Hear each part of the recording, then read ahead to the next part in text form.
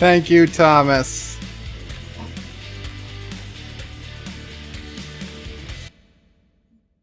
Qapla, everyone. It's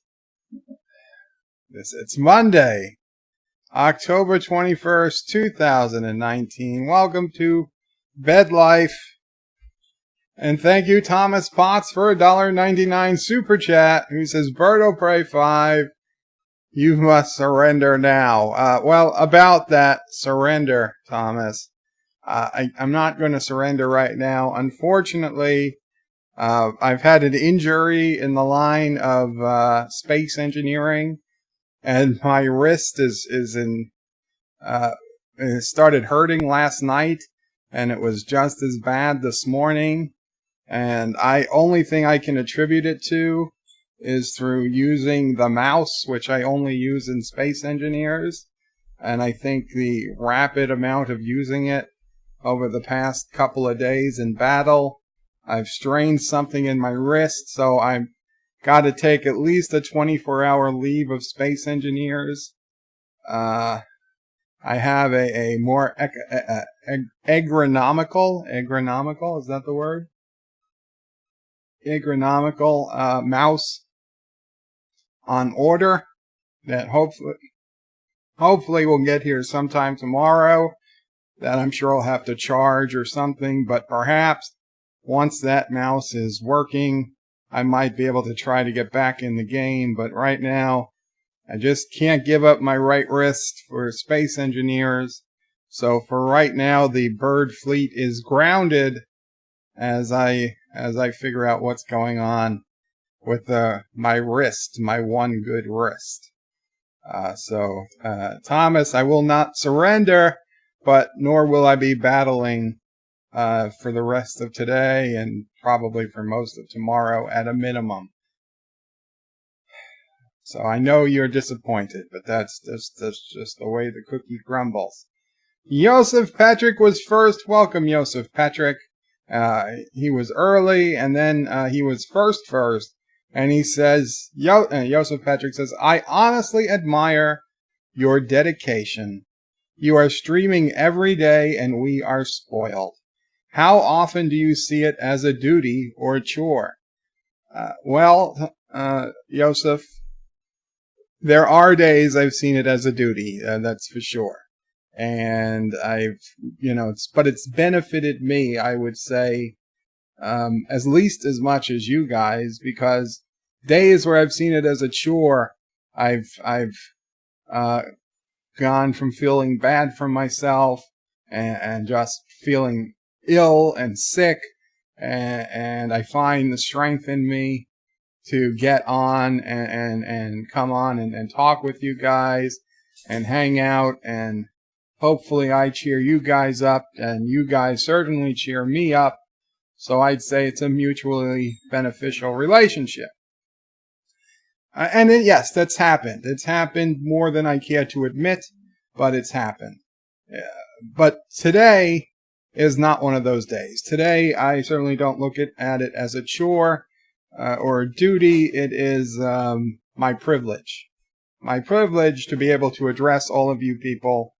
All of you people, you guys and gals in the chat. I appreciate it. I'm honored that you guys come and listen to me, even with all the other millions of people on YouTube there are to listen to.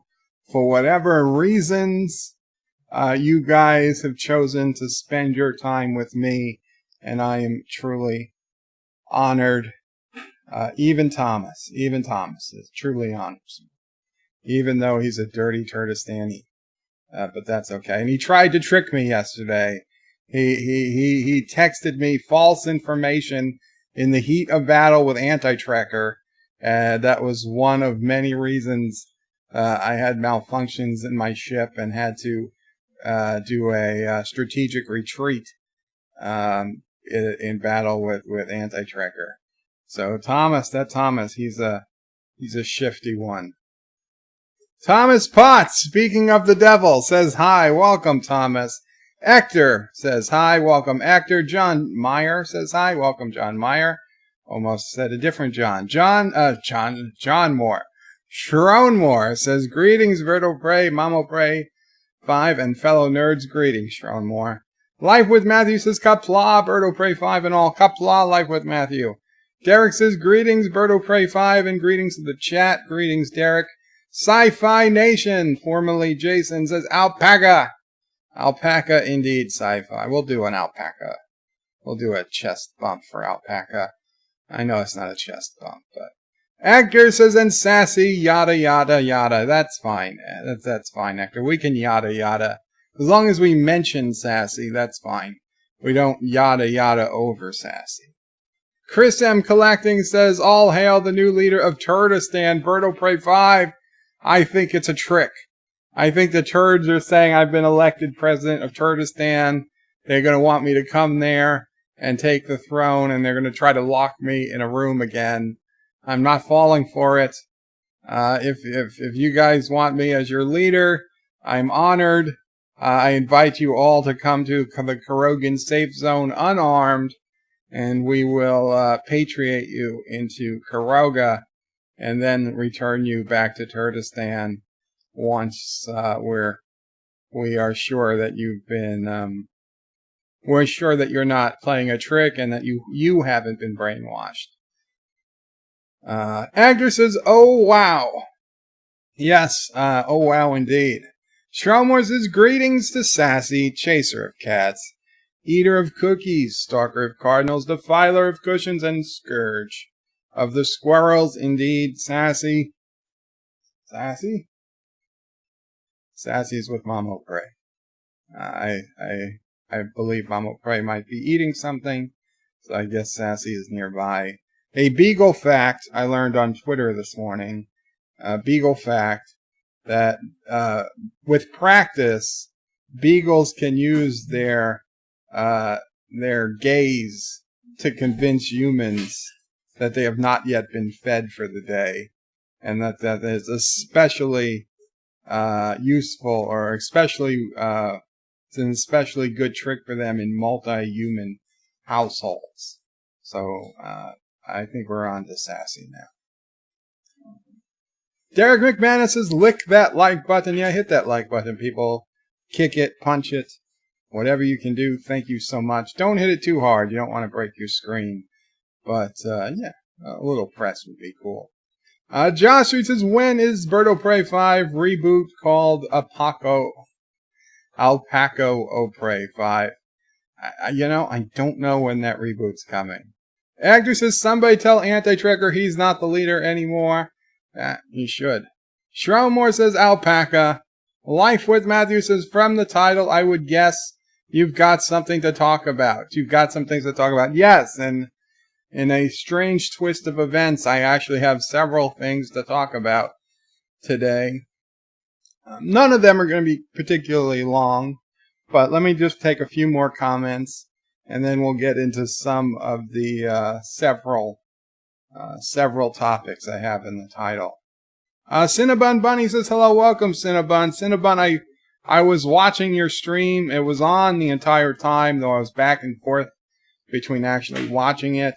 But I had it on. Cinnabon was streaming some Space Engineers today. He was doing it on his server. He was in creative mode, but he had a very interesting looking ship, and yeah, I think he destroyed somebody on the server's stuff accidentally.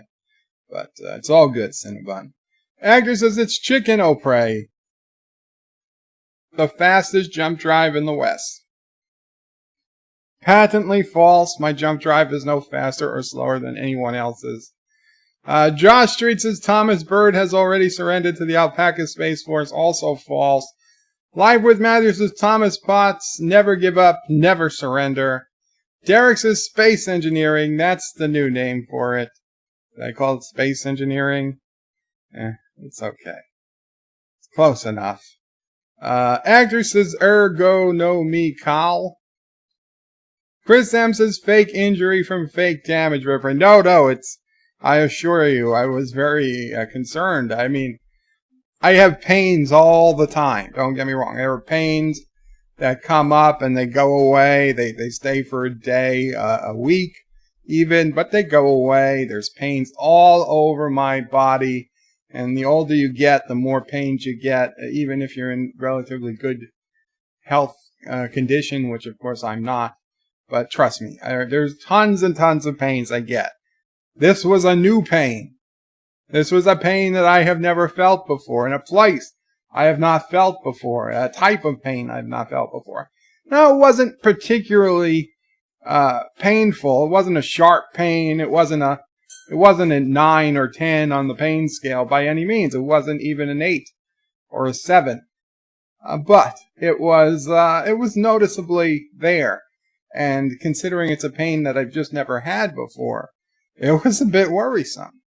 It did worry me, and I wanted, believe me, all I wanted to do today was to go into Space Engineers and play it, but I realized I can't because I think this mouse is honestly bad, because you understand, I don't have a place for the mouse pad out here, so I'm using the mouse like right in front of the computer, and my arm, it's not good. I know it's not good, and when you're in battle and you're like constantly moving the mouse trying to change the direction of the ship, I wonder if I could set up the joystick, the control pad, for when I'm in battle. That might be something. But yeah, I'm gonna try it with this new mouse, hopefully. Egonomical. That's what Hector said. Egonomical. I gotcha, Hector. Now it makes sense. Egonomical. Ergonomical.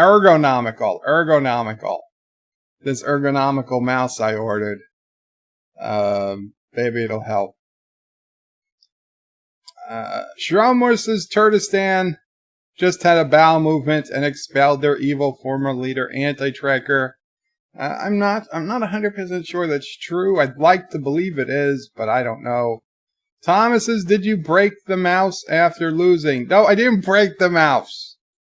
And I didn't lose, to be clear. Okay? There was no winner there. It was, at best, a draw, but to be honest, I still consider it a Kurogan victory. I had very little actual damage, and I'm pretty sure that even had the shields come down, I probably still would have had another 10 minutes of fight left in me. Josh says Hector is lolling with Hector. Anti-Tracker. Oh, welcome, Anti-Tracker. Says, I hear you are surrendering due to your injuries after our battle in which you bravely ran away. I'm not surrendering, Anti-Tracker. I'm just saying that I'm out of the game for the time being. Hopefully back in sometime tomorrow. We'll see. John DeMarco says, hello everyone. Qapla, John DeMarco. Sci-Fi Nations is Bird of Prey. All hail the great state of Kuroga and its dear leader, hero, conqueror of Turtistan, annihilator of Anti-Tracker, the unequaled Bird of Prey 5. Oh, thank you so much, Sci-Fi Nation. Mike Richards says, greetings from Columbus, Ohio. Oh, great bird of the internet. Hail the chat. Greetings, Mike Richards. Qapla. Sci-Fi Nation says, Cinnabon. Good long time no see. Not Ryan Johnson says, hello in Qapla. Listening on my drive home. Very cool. Not Ryan Johnson. Have a safe drive home. Schronmore says to Anti-Tracker, when suddenly, faced with Turtistan, Bird bravely tucked his tail and ran. Brave, Sir Birdie. I don't like that. I don't like that. Derek McManus says, it's our honor. Welcome, Derek. Thank you. Cinnabon says, lol, hey, Sci-Fi Nation. Thanks for the sub and hanging out. Yes, Sci-Fi Nation was also on Cinnabon's stream.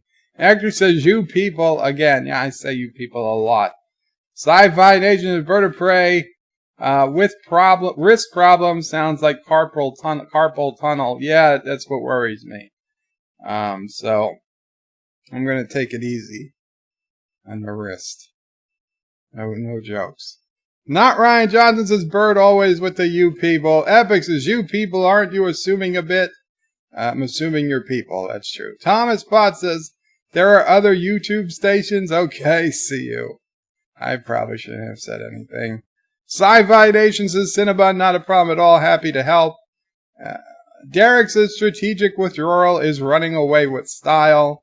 It was the best move for the ship. I was captain of the ship. My first duty is to the ship. Jerome Moore says, Berto Prey 5, are you sure? Sassy has forgiven you for giving away her jerky. She may be selling you out as revenge. No, she understands her jerky is safe and sound. She's actually taking a little nap right now, Sassy. So we don't want to talk about her food. Might wake her up. Joseph says, and of course, hi to you, Joe, Mamo Prey, Sassy, and the flock. Thank you, Joseph. Mike Richards says, risk problem equals... No, that's not it. Josh Reed says, Bird, Turtistans want Sassy to be the Prime Minister of Turtistan. Oh, that might be possible, but of course you'll have to serve from Kuroga. And I'll translate.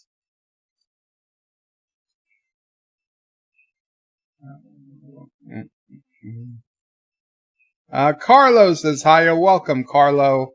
And Big Beard says, sometimes I feel I've got to run away. I'm a fake bird of prey. Take my tears and that's not all. Sob, sob, sob. I don't know what song that was to the tune to, but thank you, Epic. Donnie Pearson, welcome, Donnie. Says, hello, everyone. Hello, Bird of Prey. I saw last evening's Treehouse of Horror. Can you get that?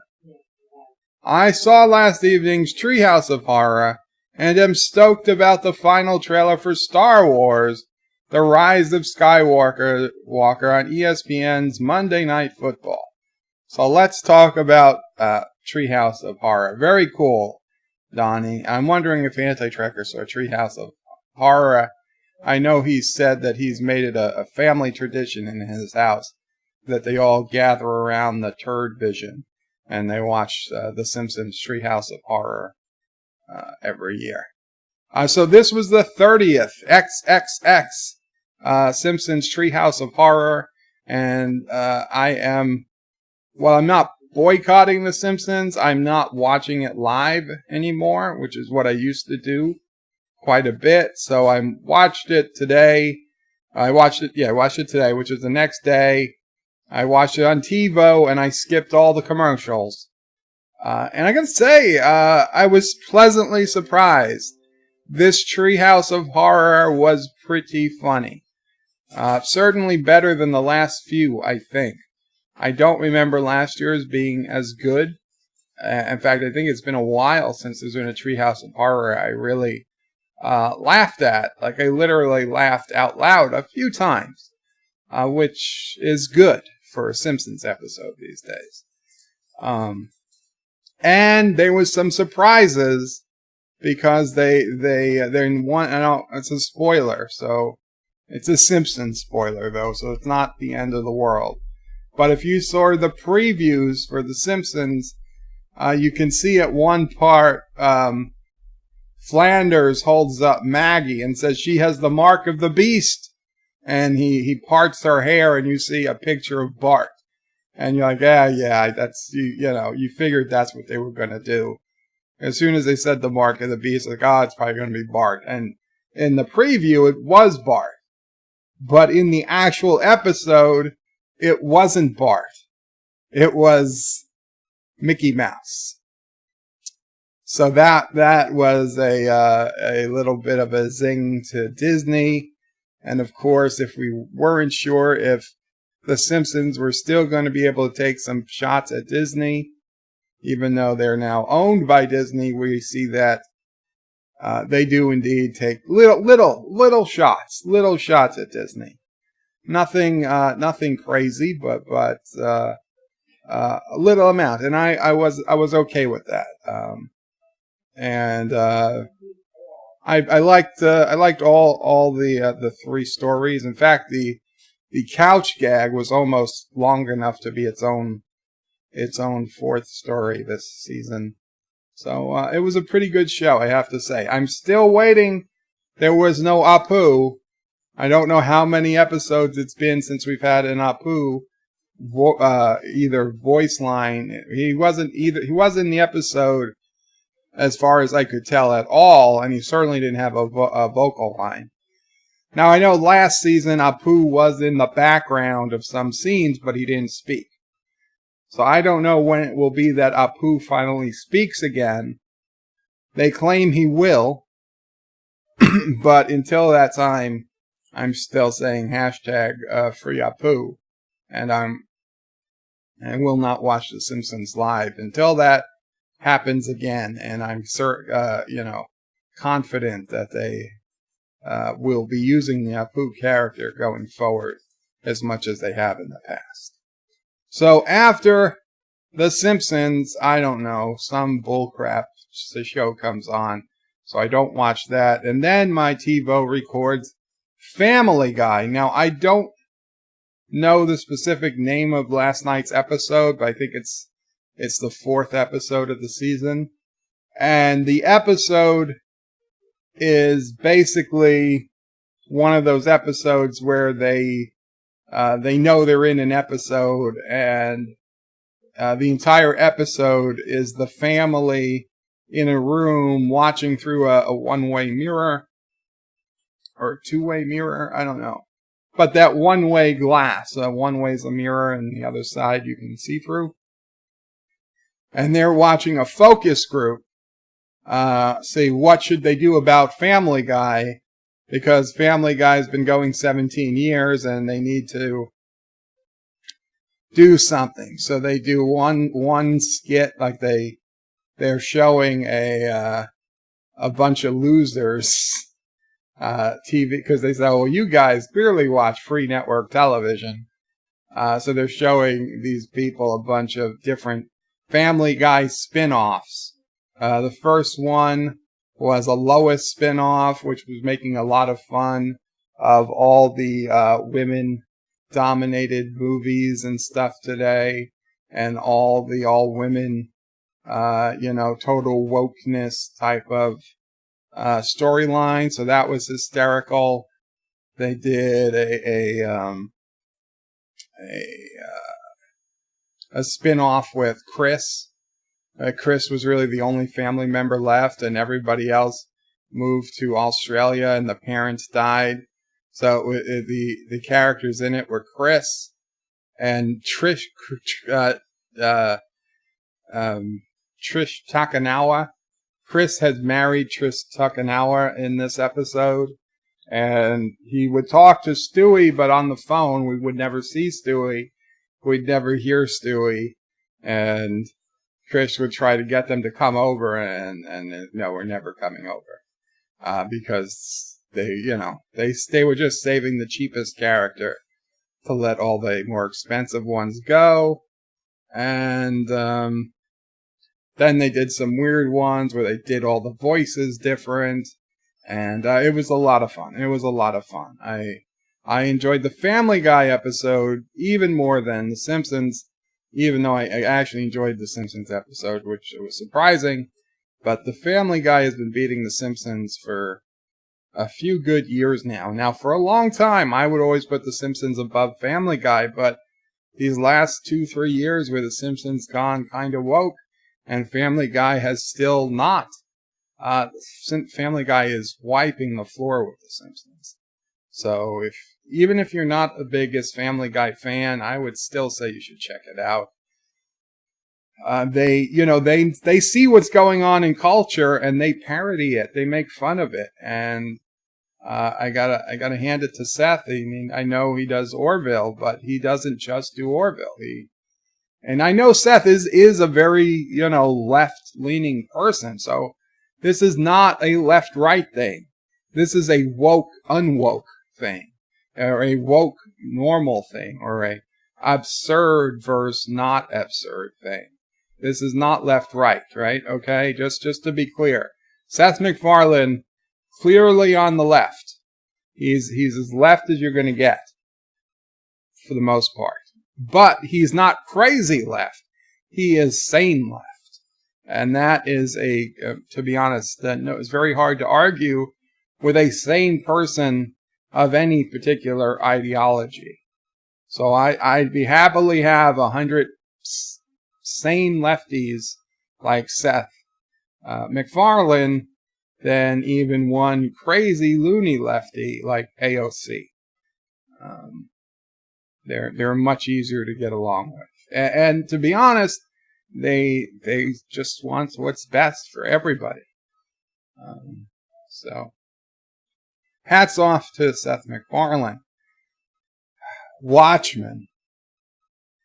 For those who watched my live stream last night, I went live at 8:45 p.m. Eastern so that we could all listen. For anyone who didn't have HBO, or if you did have HBO and you wanted to listen to my live commentary of Watchmen last night, which was the season 1, episode 1 of Watchmen, you could. Now, I didn't know anything about Watchmen until yesterday.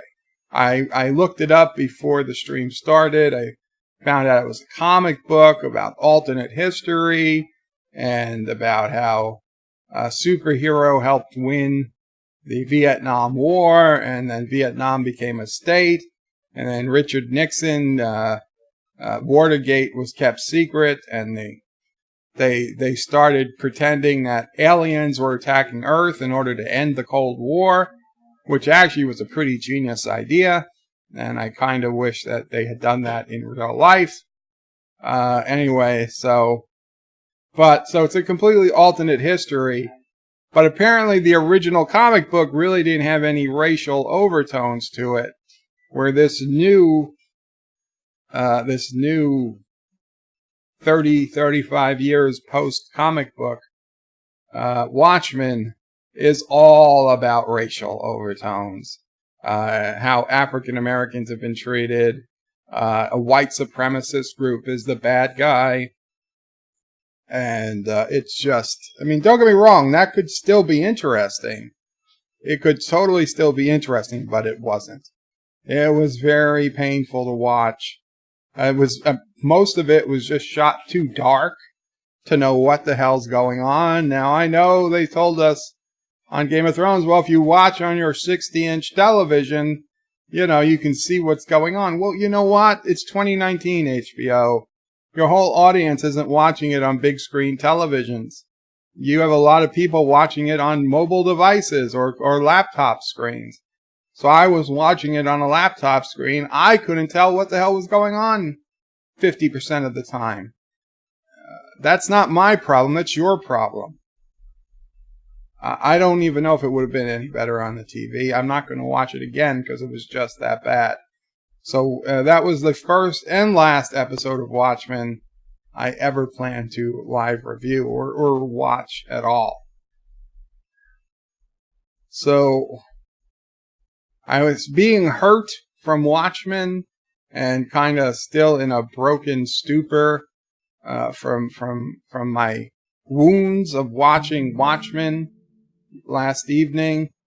I did something very rash this morning. Now my wrist was hurting, so I wanted to give the computer a rest. So I closed my laptop and I started looking to see, hey, what movies haven't I seen? And I found a copy I had of Captain Marvel, which I had never watched. But today I decided, I just saw Watchmen. Could it really be any worse? Anyway, I put on Captain Marvel, and maybe it was because I was still wounded and hurt by Watchmen. I have seen Clerks, Mr. Miles. It's not one of my favorites.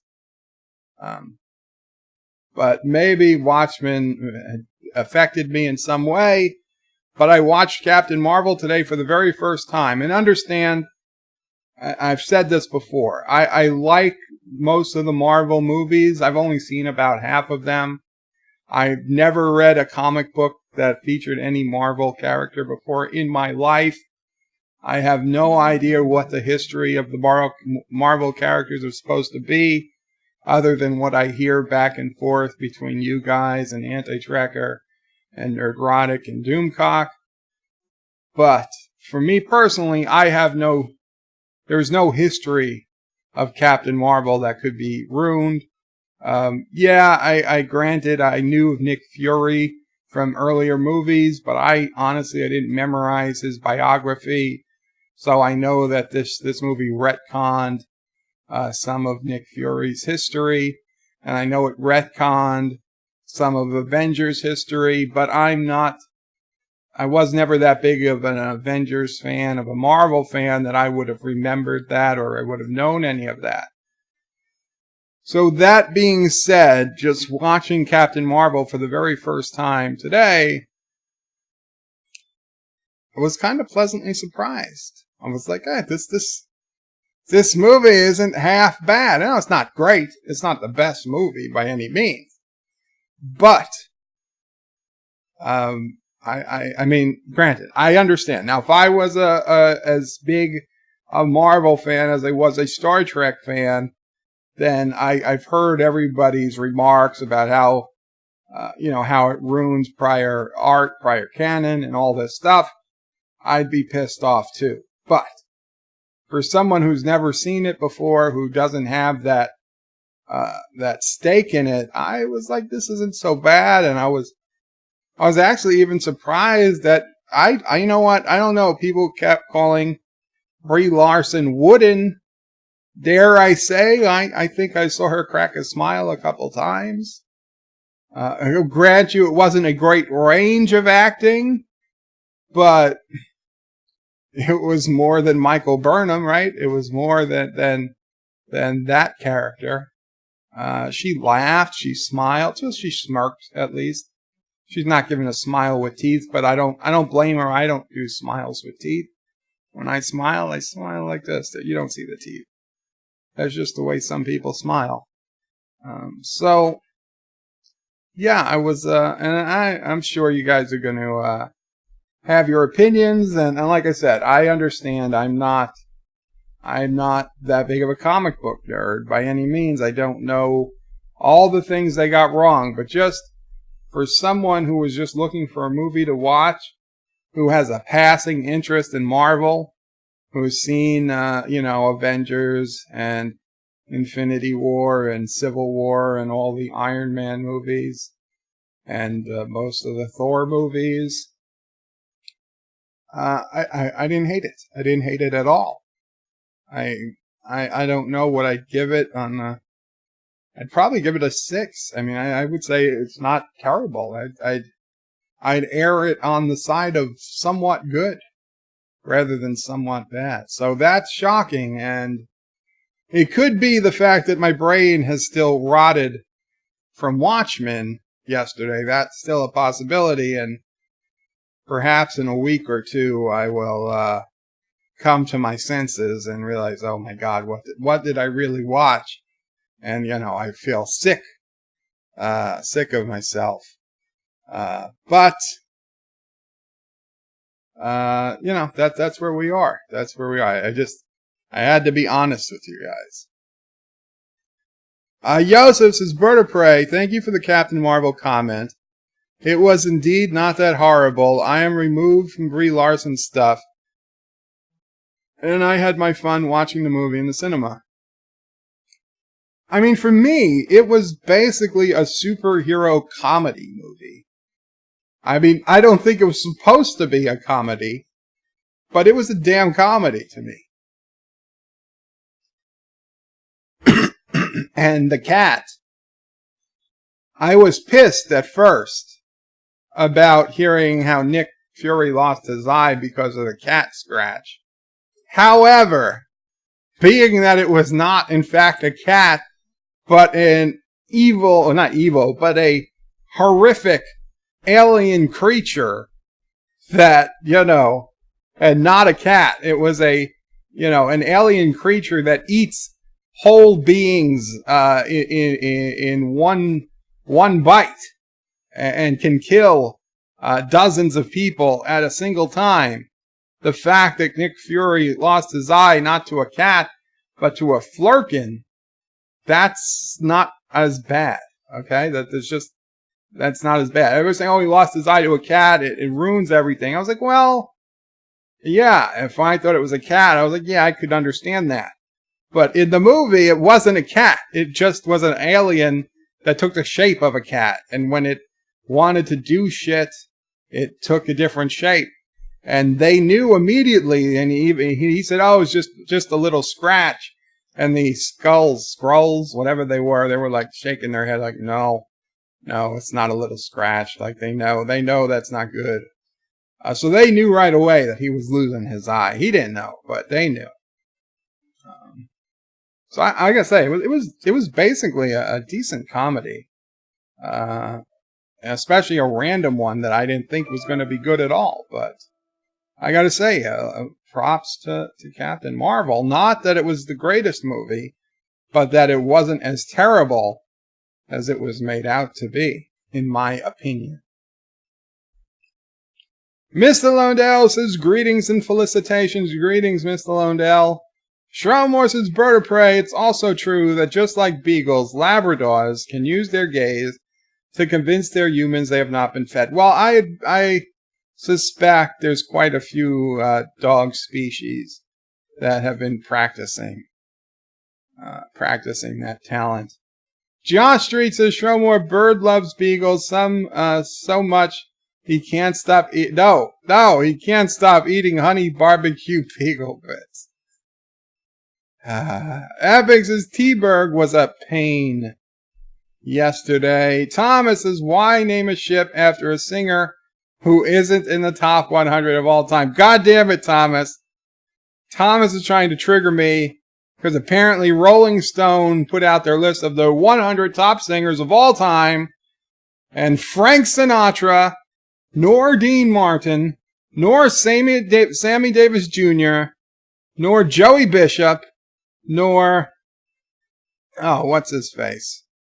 The guy who's still alive, or he was still alive 10 years ago. Tony Bennett. None of them are anywhere on this list. Screw you, Rolling Stone. Screw you. Okay? They got like, listen, they have some good singers. Don't get me wrong. They have some good performers. They have some very good performers. But if you don't have Frank Sinatra on your top 100, you can't find room for Frank Sinatra on your top 100, go F yourself. That's not a top 100 list. That's a charity case list. I'm not even going to go into the names of the people who are on there because I don't want to insult them. But Jesus Christ, people. I mean, there were at least 4 of the top 10 that Sinatra is objectively better than. And I would say of the top 10, easy.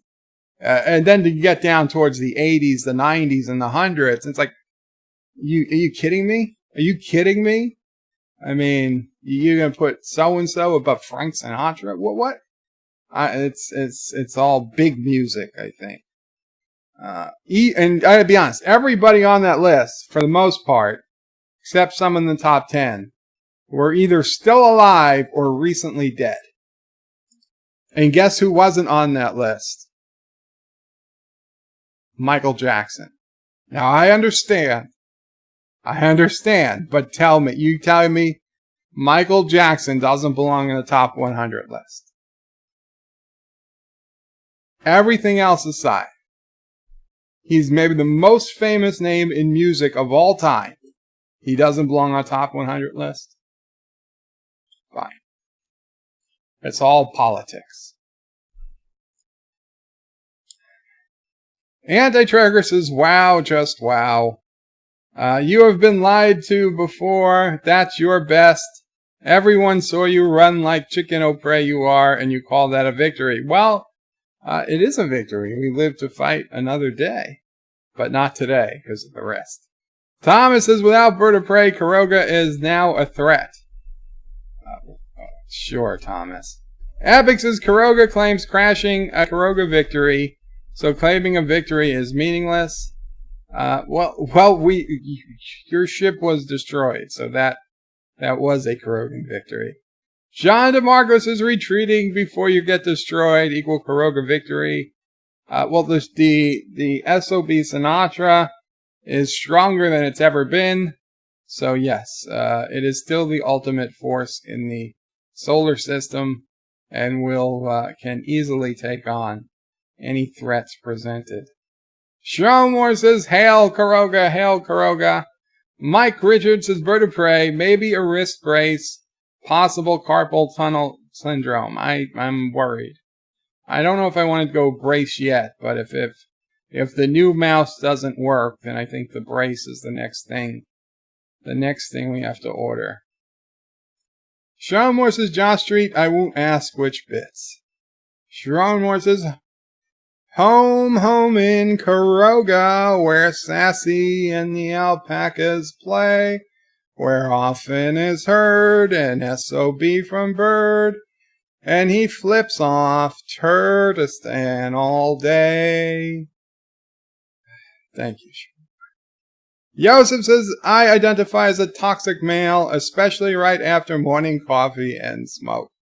Well, I think soon we're going to have to wear like a T for toxic, or a T inside the male symbol, just to let everybody know we're a toxic male.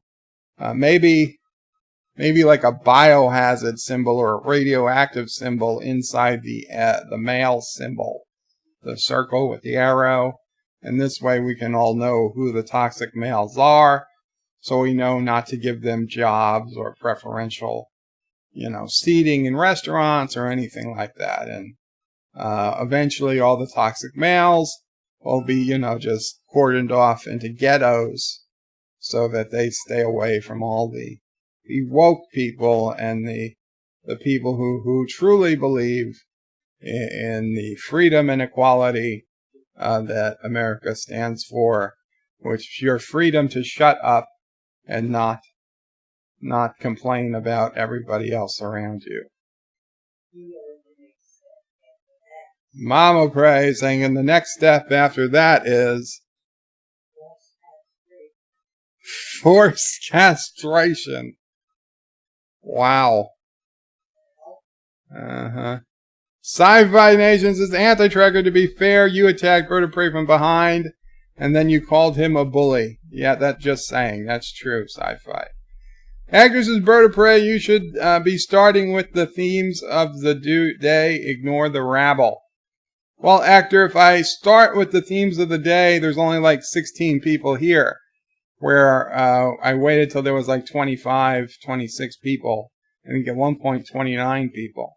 That's the only reason I don't start right away with the themes of the day. I want to give a chance for people to come in. Epic says, everyone else knows the song. Lol. Donnie Pearson says, thank you, Bird of Prey. The Simpsons is among my favorite TV shows.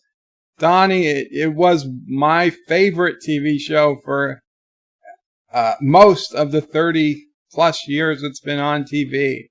It is only in the last couple of years where they seem to have made a complete turn towards political correctness, when they were always anti-political correctness, that I've really had to cut back on watching them and drop them from a favorites TV show to a TV show I watch if I can. Actor says, yeah, Bird doesn't like surprises. If you announce you want a duel, he will stay a little and fight. Derek says, that's Doomcock calling, so you appear on his show. I don't think that's Doomcock. In fact, that was Sister O'Prey. Chris M. Collecting says, the wrist injury, equally cowardly, running from battle. Donnie Pearson says, I gave the Danny Elfman composed theme tune a music mock-up cover. Speaking of which, I uploaded the music mock-up cover of the late Jerry Goldsmith's marching theme from the 1977 Universal Pictures MacArthur. Oh, very cool. So I guess that's on your channel, Donnie. So if anybody wants to check that out, click on the 3 dots next to Donnie Pearson's comments, and you can go to his YouTube channel. Shrumore says, Anti-Tracker, you need to purchase a Kurogan dictionary. Victory is whenever the God Emperor says it is.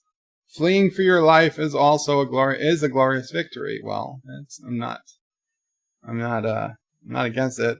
Epic Beard says it's to the tune of Tainted Love. Oh, Tainted Love.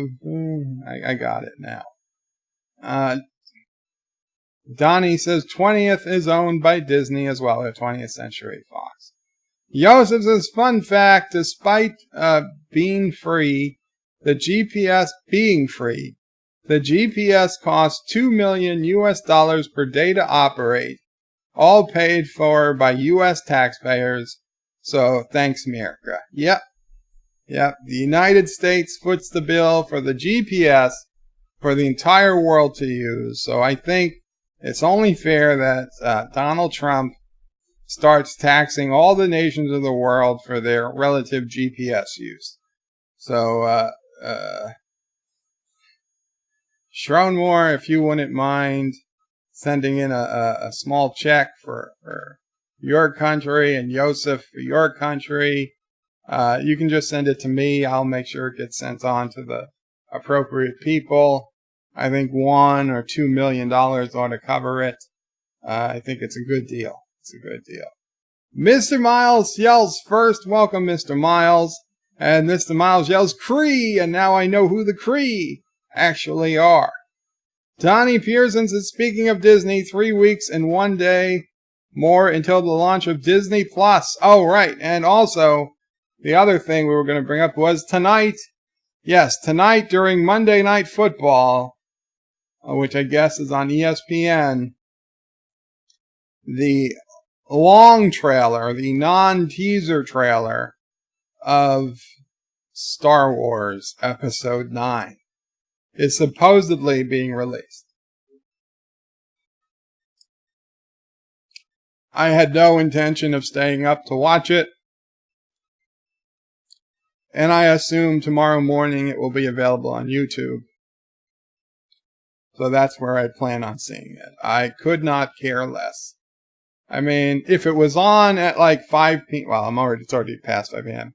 If it was on in like 20 minutes, I'd say, sure, let's watch it. But staying up past my bedtime to watch a trailer, screw that. I have no interest in watching the Star Wars Episode 9 trailer. Plus, if even a fraction of the rumors are to be believed, and I'll grant you that it's probably not to be, but if even a fraction of the rumors are to be believed, they don't really know how it ends yet, and they're still reshooting. Mike Richards says hashtag FreeApoo and hashtag MePoo.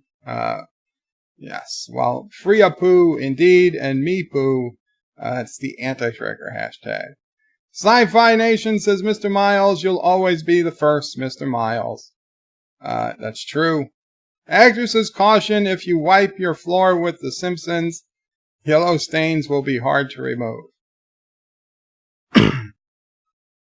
If you wipe your floor with The Simpsons, yellow stains will be hard to remove. Well, I know The Simpsons are yellow skinned. I think I'm missing something there, Hector. 47 Yorktown says, hello, Mr. Bird. I am happy Canadian Election Day to my fellow Canadians. Ah, very cool. Happy Canadian Election Day. What are you guys voting for today? Mr. Miles says, I'm sane. I'm not crazy. What brain damage? What brain damage? I didn't say you were crazy, Mr. Miles, and I also didn't say anything about brain damage. And just by the way, Mr. Miles, I didn't get a chance to type it into your message, but although I don't dislike this new one you sent, I like the one you sent earlier better. I'll type that in after the stream once I remember, but just a heads up, that's what I'm thinking. I like the old one better, but this one isn't bad. Sean Moore's Bird of Prey, do you think Mickey Mouse has something to do with the bubonic plague? He is evil enough. Well, I know rats carried bubonic plague. It's very possible mice did. And considering the millions of mice there were that were probably infected, and just considering the odds, certainly one of them had to have been named Mickey. So I'd say it's, I'd go so far to say as it's 100% certainty Mickey Mouse was involved, Sean Moore. Abic Beard says Bird is leaving AOC for Seth. I'm leaving AOC for Brie. I'm leaving AOC for Brie Larson. Sci-Fi Nation says, you know what really grinds my gears? Good shows going broke because of execs are woke. Well, yeah. And they made fun of the executives too. It was great. Mike Richards says, hey, there, and you know what also was great this week? Last week at this point was South Park. We've been getting this season of South Park has been great. This season of Family Guy has been great. Both Family Guy and South Park are going full on against political correctness. South Park does it to a higher degree, but there are a lot more Family Guy episodes per season than South Park episodes. So, and then South Park is on a cable channel, where Family Guy is on actual network television. So it's a different what they can do. But we've got, I think, the Resistance. This year we've got the Joker. We've got South Park. We've got Family Guy. We will have Orville. Next year at some point. And these are shows that are going anti-PC. We will have The Expanse, but I don't think The Expanse actively fights one way or the other. I think it's just a good show. But we've got some real defenses going on. Real battles, real opposition to the woke narratives. So I think we're actually in a pretty good place. Now, yeah, things might get worse before they get better, and depending on the outcome of 2020, things might get real worse before they get better. But I'm optimistic right now. Maybe I shouldn't be, but I am. Mike Richards says there's a difference between liberal and leftist. Indeed there is, and sometimes even I forget that. Mike Richards. Multi-Gunman says, hey Bird, how's it going? It's going well, Multi-Gunman. I hope you are good. Okay, out of order, Mr. Miles says, Bird of Prey, Anti-Trekker, Redneck, and Kronos all said the background I used in the other intro didn't fit. So I made the other intro as an excuse to hit Anti-Trekker with a bolt of lightning. Well, then, you gotta go with what Anti-Trekker says, I guess.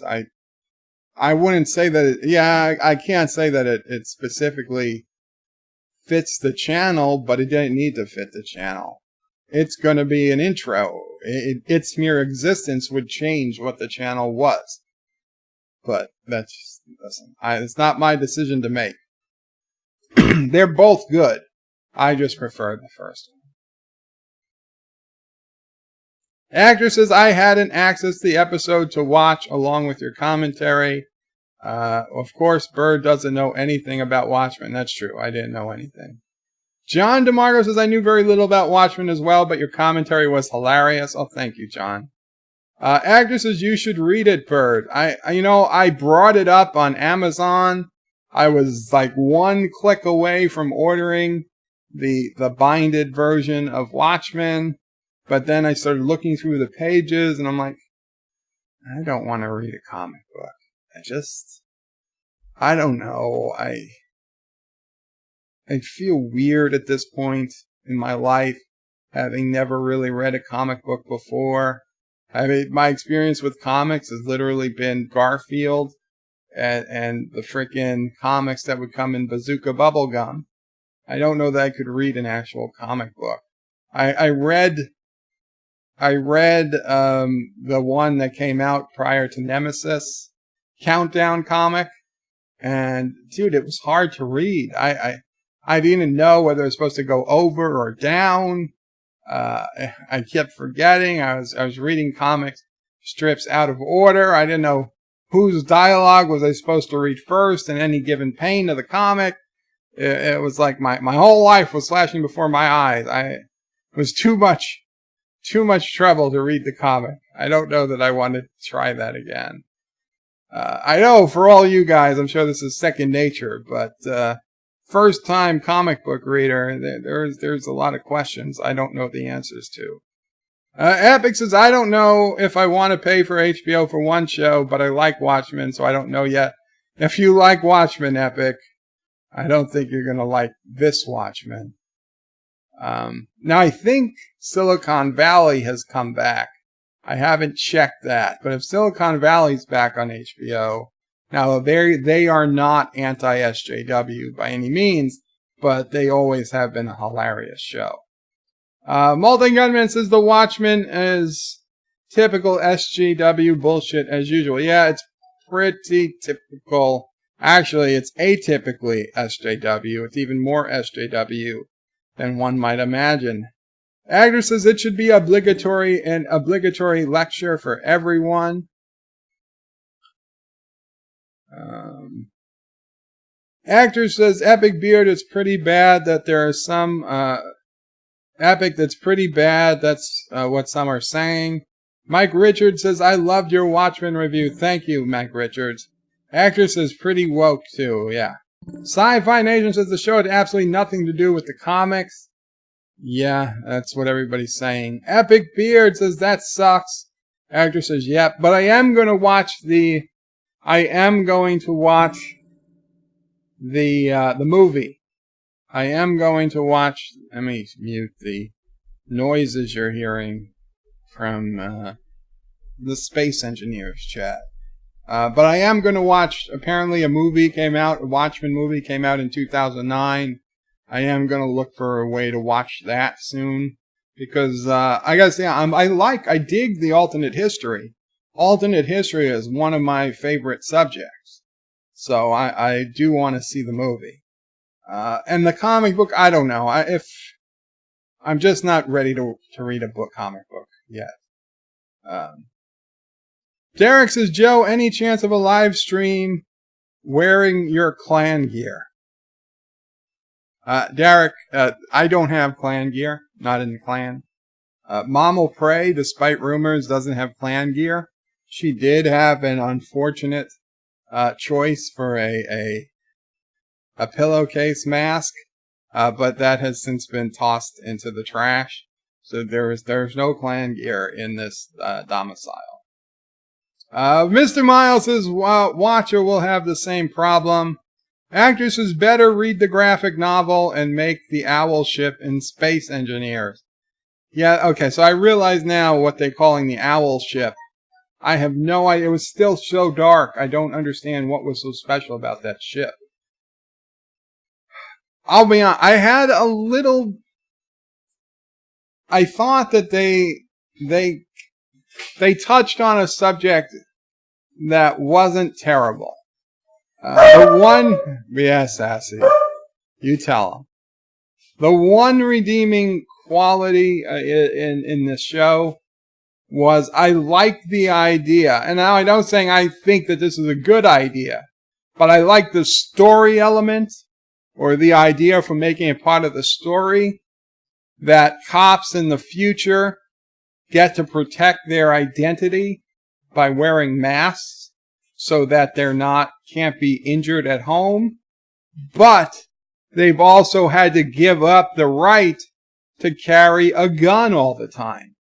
So if they want to use a gun, it is in a lockbox in their cars, and they have to radio in to the central office, and they have to answer a series of questions, including stating why they need to use the gun, what's going on, that they affirm that they feel in danger of their life, and only once they've answered all those questions do they send a signal that allows them to take the gun out of this holster in the car.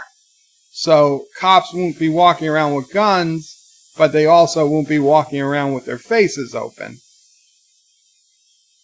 I don't know. It's an interesting trade-off. I know there's a lot of people who would be happy if cops didn't have guns or didn't have 24/7 access to guns, that they need to get prior permission before using a gun. Now, I also know, at a practical standpoint, that's absurdly stupid. You know, when you need a gun, when seconds count, you know, cops are just minutes away. If you're a cop and you need a gun in a fraction of a second, you don't have 5 minutes to go back to your car to argue with your central office and to get the gun released. But if there was a world where cops would give up their guns and only use them in the most necessary of circumstances,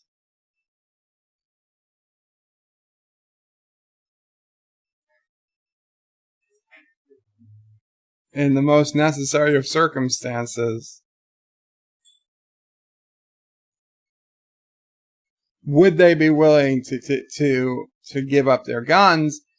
Would we be willing as the public to allow them to serve anonymously? I would say no, but it's an interesting, you see, like AOC or something. I don't know. I think she might be for it. So Thomas Potts sends an urgent text message to me and says, "Bird, your face is open."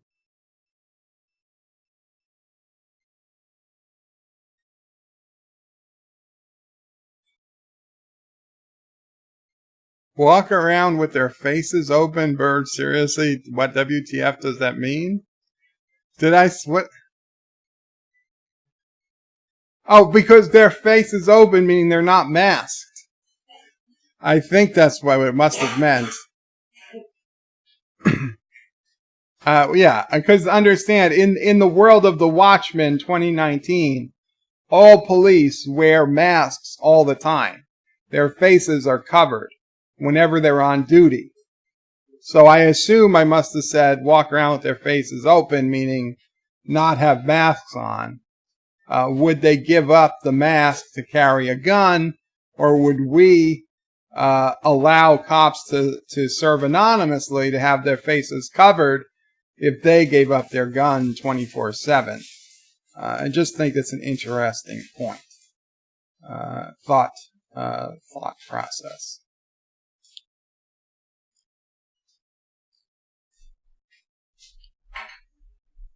Mr. Miles says Witcher will have the same problem.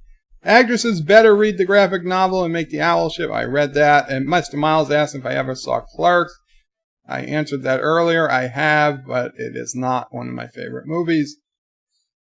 In fact, there are funny parts, but I don't like Clerks. Mr. Londell says, I bet you like the Watchmen movie. I'll try it. I might. Epic says, Bird of Prey, watch the movie. It's way better. Thank you, Epic. Showmore says, Derek, he was placing crosses in enemy territory, but he hasn't lit them yet. Okay, well, first, it's not enemy territory. It is all sovereign Kurogan territory. And second, you can't burn a cross in Space Engineers, even if you wanted to, which I don't. Actor says the Venn diagram of what Bird has watched is pretty much full of Star Trek. It's true. Star Trek, Simpsons, Futurama, some Looney Tunes, and Gilligan's Island. Oh, and Dukes of Hazzard.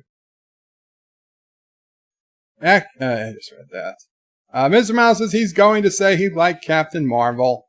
Epic says, yep, he's going to say he liked it. Mr. Mouse says, ew, everyone downvote. Epic says, work, he's evil and mad and crazy, and for sure has brain damage. John DeMarco says, I finally got around to watching Captain Marvel recently, and I thought it was neither great nor terrible. It was not nearly as bad as people were making it out to be. For me, someone who has no vested interest in Marvel as a whole. Actor says there's no accounting for Kurogan taste. Derek is laughing with Shronmore. Actor says I couldn't finish it in one seating because I got bored. Anti-Tracker says confirm Bird likes Bree's performance as Captain Marvel. Anti-Tracker, you also said you liked Captain Marvel. Or if you've forgotten. Mr. Miles is unsubbing. Epic Beard says Captain Marvel is meh at best. John DeMarco says Bree doesn't have any acting range, but I liked most of the other characters. Derek says I haven't watched Captain Marvel, but if you liked it, no harm done. Well, thank you, Derek. Mr. Miles says I was mostly bored by Captain Marvel too. I thought it was pretty funny. Yosef says Bird of Prey, thank you for the Captain Marvel comment. Oh, I read this one. It was indeed not that horrible. I removed from the Brie Larson stuff. I had fun watching the movie in the cinema. Shromore says Anti-Tracker, he will order it shown alongside Last Jedi in Kurogan cinemas. Mr. Miles says I wonder if I could remove Captain Marvel from Captain Marvel. Actor says you watched like 6 hours of TV last day. You know your brain was off during Captain Marvel, so you enjoyed it. That's very possible, Actor. Mike Richards says Anti-Tracker lost a couple of viewers when he gave Captain Marvel a 5.5 or 6. I know he did. And I thought, why would I ever do that myself? But I gotta be honest. With you people. I didn't hate it. I would give it a 6. Mr. Miles, more than a couple. Yeah, he got a big hit. Azine says, hello, nerds. How are we all? Qapla, Azine. Fellow Kurogan. I think we're good.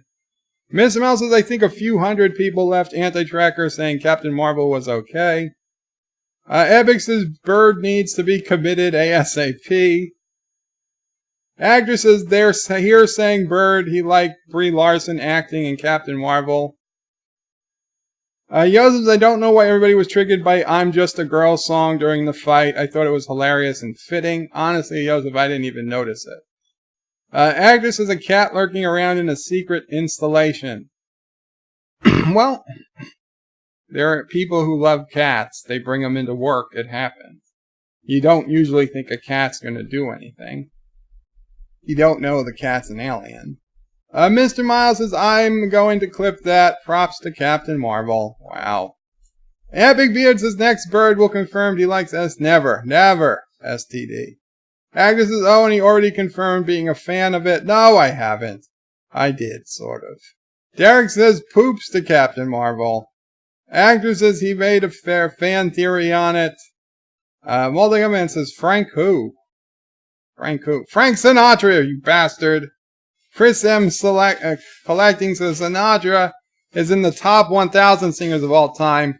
Chris M. Collecting, Frank Sinatra is in the top 2 performers of all time. And you know what? He's number 1. So I don't want to hear any more bullshit about whether he's the 100th or 1,000th or 10,000th. It's all bullshit. He's the top. He's a number 1. King of the hill. Top of the list. A number 1. It's in his own goddamn song. He's the top. There is nobody above Frank Sinatra. Period.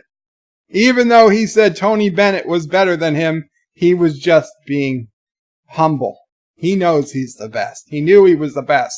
He always knew he was the best. Now, he never heard me sing, but he was the best of anybody he ever heard sing. That's for certain. Best human. We'll give him best human. Because Sassy has a good voice. Actor says, I will even put him in the top 100. You goddamn right you put him in the top 100. The Epic says, who is Frank Sinatra? Epic is trolling.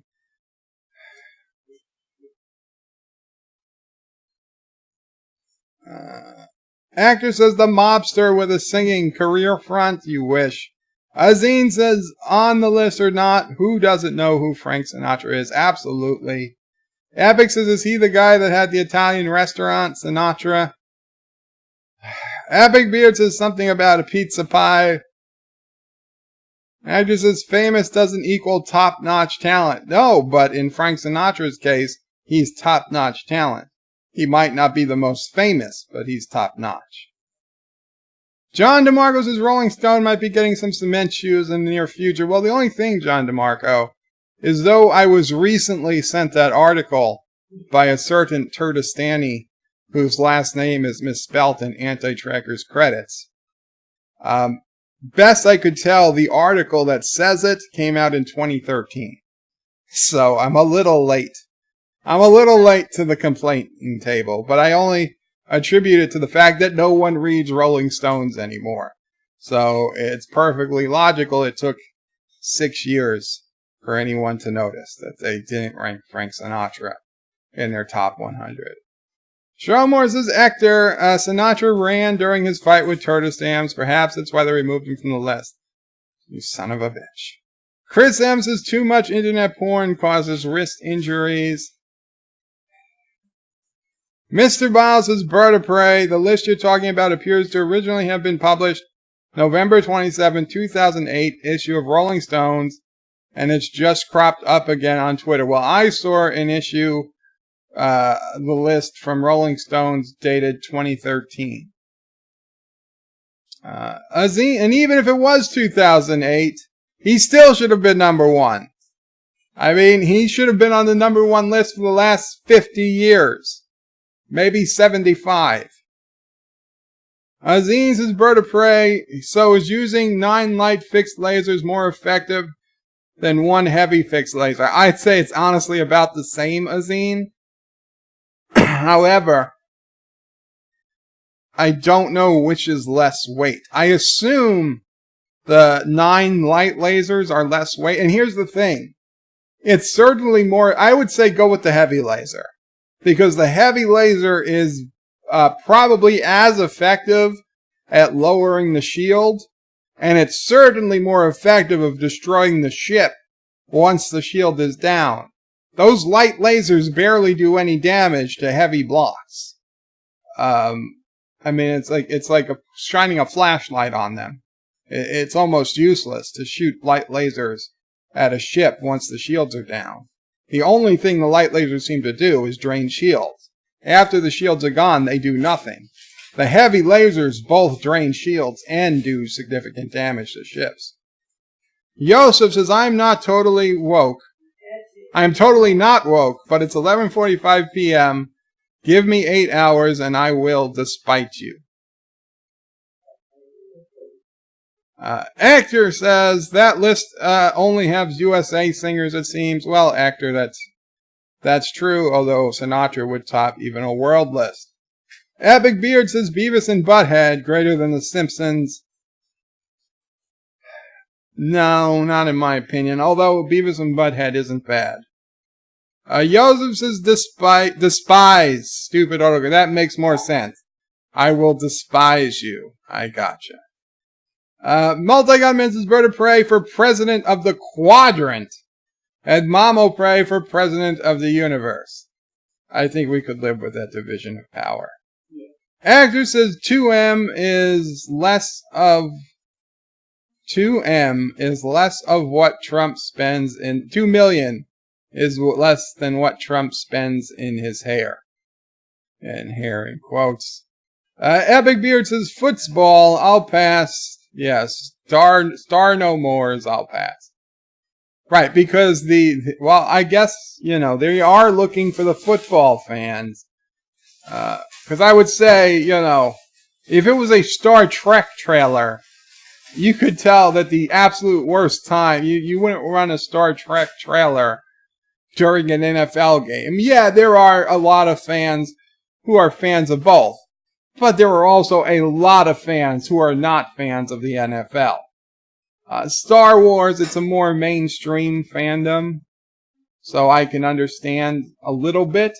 But still, that is a bad choice to release it during... And it's not even... Monday Night Football isn't even on network television anymore. It's on ESPN. It's on ESPN. I wouldn't even have... If there was a way to not get ESPN, I would stop getting it. Because I don't feel like I should be paying ESPN's bills for a channel I literally never ever watch. So that is the absolute worst place they could have put it. But since they will most likely release it on YouTube within minutes of it being released on ESPN, I guess it really doesn't matter too much. Actor says, I couldn't care less too, but my brother still has hope. Poor fella. Well, good luck to your brother. Miss Lundell says that Star Wars trailer will be available on YouTube 20 seconds after it's shown on Monday Night Football. That's probably true. Might even be released early on YouTube. Actor says, of course, Miss Lundell. Joseph says, if I had $2 million, I would be somewhere in a tropical paradise in a hammock watching your stream. Oh, very cool, Joseph. Actors is Bird of Prey. Your said Family Guy was wiping the floor with the Simpsons. Ah, yes. If you wipe the floor with the Simpsons, you get yellow stains.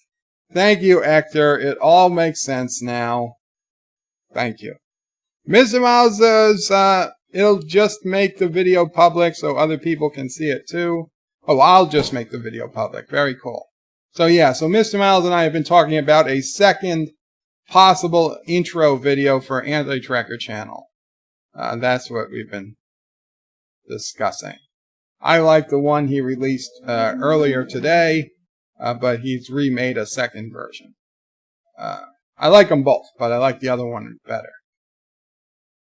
Actress says Brie Larson will give you splinters, Bird. Well, listen, beggars can't be choosers. Mr. Miles' Bird of Prey read. Okay, I read that one. You got Anti-Tracker getting struck by a bolt of lightning. Mr. Miles says, how dare you not agree with my creative choices and my idea of art? I'm not saying I don't agree. I'm just saying I like the other one better. Mr. Miles says, I'm keeping the first one, but I changed the background to something else. Poops, like Anti-Tracker emojis. Actor says that's not a comic book, it's a graphic novel. Whatever, it looks... Comic cells make up the book. I understand. Actor says Watchmen. Yeah, I get it. Ms. Mouse says, yes, a graphic novel, but close enough to a comic book. It's a big comic book. Actor says, well, if you read Japanese comics, I don't. If you read Japanese comics and you'd be really dizzy with the reading order, well, I don't read Japanese comics. So, Joseph says, Tasha Yar heard RAPE gangs. I had my communist childhood, never had comics, and now I could not care less.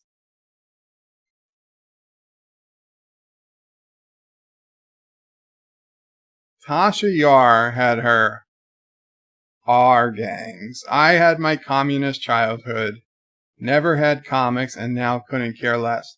John Iraqi with a $1 super chat. Thank you so much, John Iraqi. Holding out hope for you, buddy. No good. No good. But thank you so much for the $1. No Dax today for you, John Iraqi. Joseph says, Bird of Prey, the Watchmen movie will bore you to death. Well, we'll see at some point.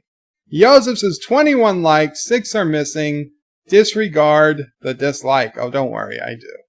I do. 32 people watching. Very cool. Hello, Qapla, everybody. Please, if you're new to the channel or if you like what you see, please make sure you are subscribed. Even if you subscribed before, make sure you're still subscribed. Hit that notification button. If you like the stream, hit like. If you dislike the stream, hit dislike.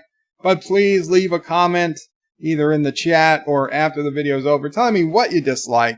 Maybe it's something I can fix. Get rid of my ugly face. Maybe I can do it. I don't know. You let me know. Her face is not ugly. Mamo Prey says I'm handsome. Yeah. I don't want anybody to say that you have a face only your mother can love. She's saying nobody can say that I have a face only a mother can love. I should be very upset. Mr. Miles is Bird of Prey. I said Witcher will have the same problem, not Watcher. Witcher, you've never heard of Witcher games. No, I've never heard of the Witcher games. I thought I said Witcher, to be honest, but no, I have not heard of Witcher.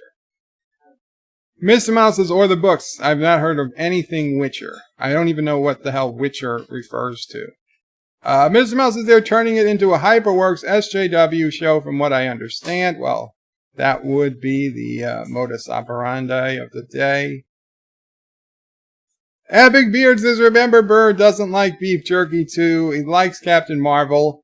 Consider the source. I'm enjoying some jerky now and pork rinds. I'll be honest. I also thought, Bree was pretty cute in the movie. I don't see why all these toxic males are disliking her so much. Sci-Fi Nations with Bird of Prey. The Watchmen movie was on Netflix last I knew.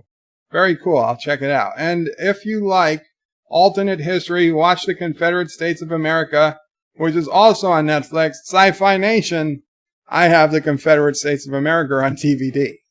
Back when it first came out, I got it on DVD because it was before Netflix did streaming, if I recall. A long, long time ago, I got The Confederate States of America. Honestly, The Confederate States of America, I didn't end up enjoying all that much. I thought that the ridiculousness with the Confederate States of America was that if the Confederacy won, that the South would take over the North. And that's bullshit. Now, granted, I'm a Northerner, but the Confederacy wasn't fighting to take over the North. The North was fighting to regain control of the South. The South was just fighting for their independence. If the South won, there would have been two separate countries.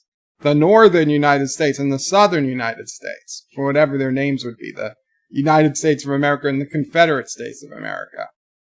But in the Confederate States of America movie, the South wins. But the South doesn't just win and become independent.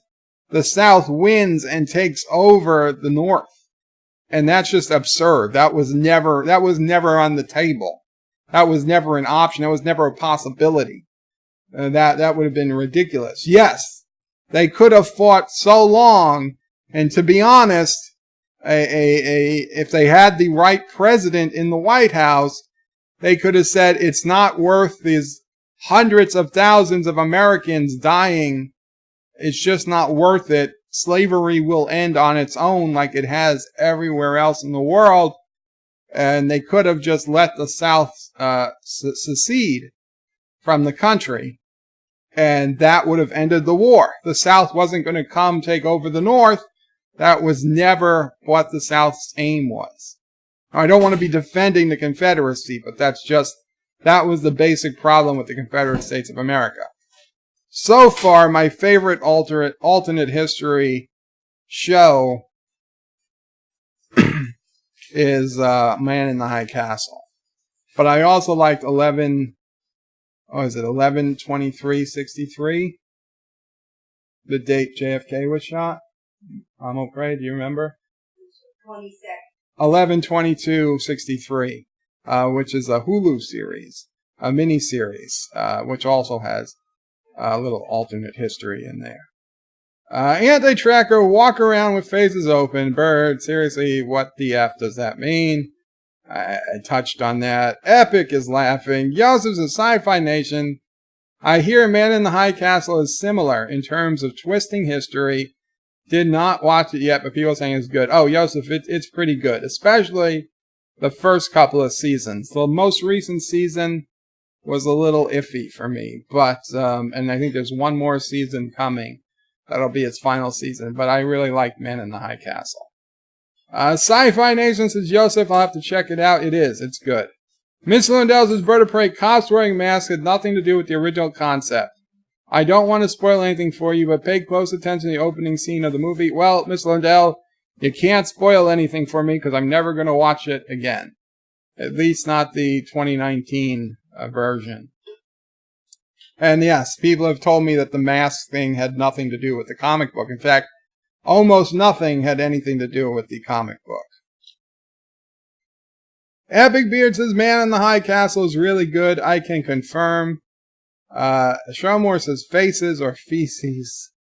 Mr. Miles says, Anti-Trigger, it's obvious, and reverse of a closer face, of a closed face.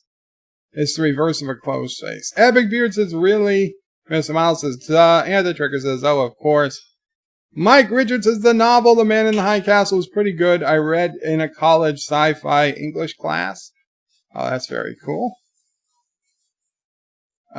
T-Berg, funny movie, Dogma. Now, Dogma I did like. And Dogma has those same two guys, two of the guys that are in Clerks. Dogma I did enjoy. Granted, I haven't seen Dogma in probably 20 years, but when I did watch it that one time, I thought it was pretty good. But like I said, it's a movie I haven't watched in a long time, but it is something I left with a good impression. And it says, I don't know if Bird would like the Watchmen movie. He would go through the whole movie thinking about how awesome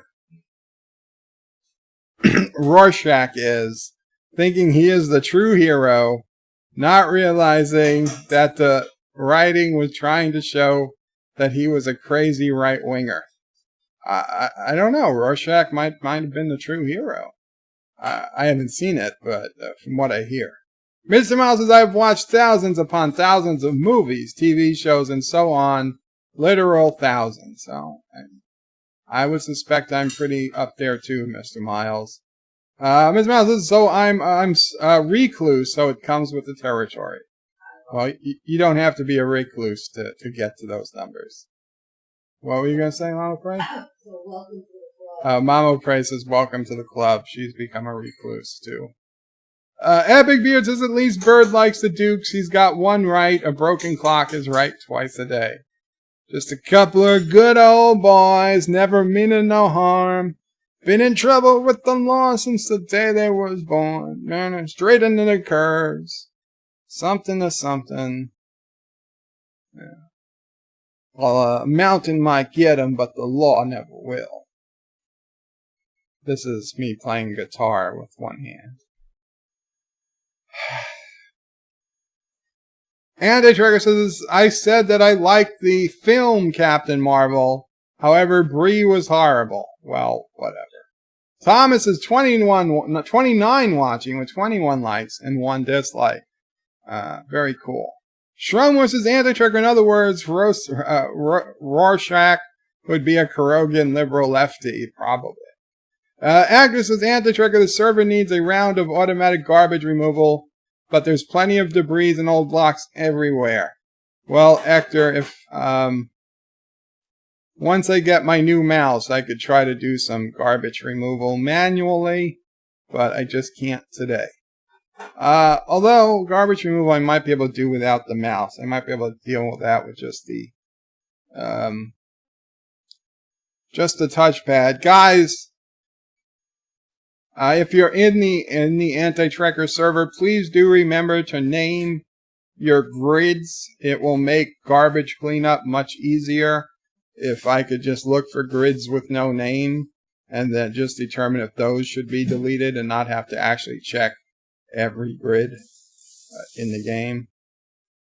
Live with Matthew says, any subscriber who leaves just because you like a movie they hate would find some other reason to get offended and leave anyways. That's true, but I'd still hate to lose them. T-Bergs is another funny movie, The Birdcage. No, T-Berg. No, No. I like that. Mamo Pray liked The Birdcage. I was not a fan. Epic Beard says The Birdcage is a frolicking hilarious.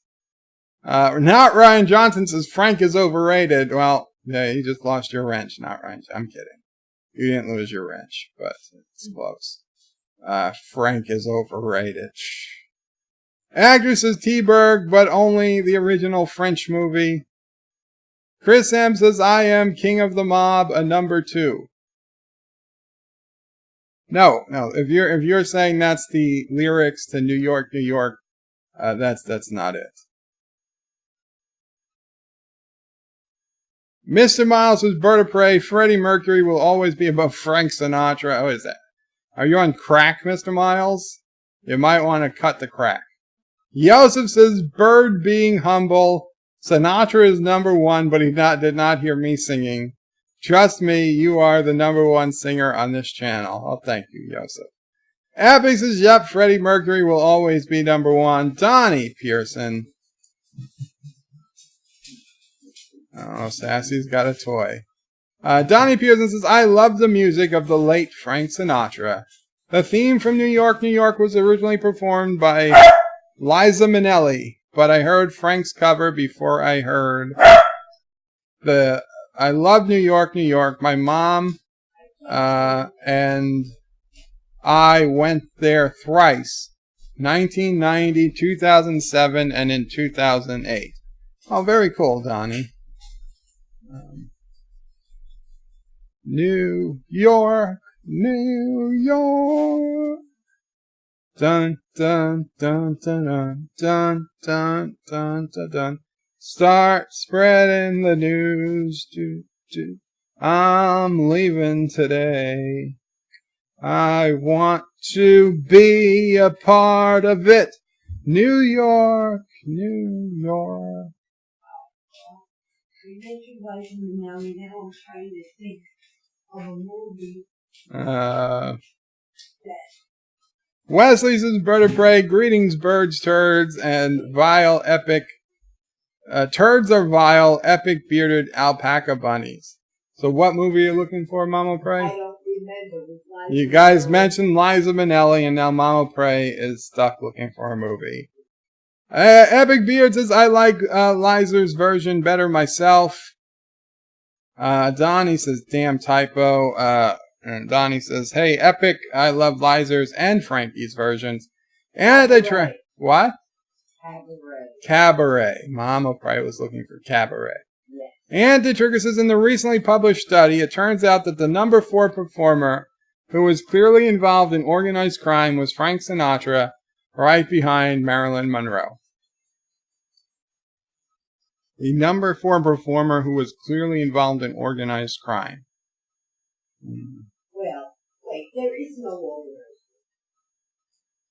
So that can't be. That's right. There's no such thing as organized crime, Anti-Tracker. It's all random.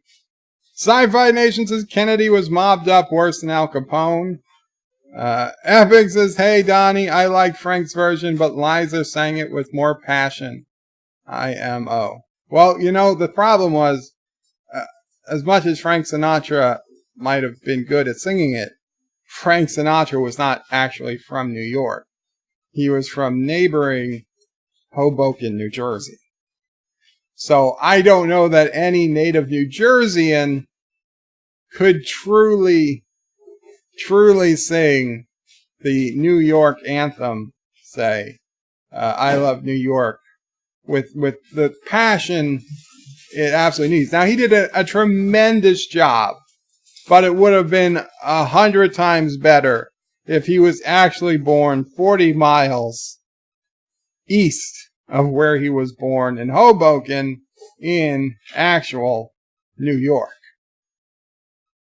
But nobody's perfect. But he came this close.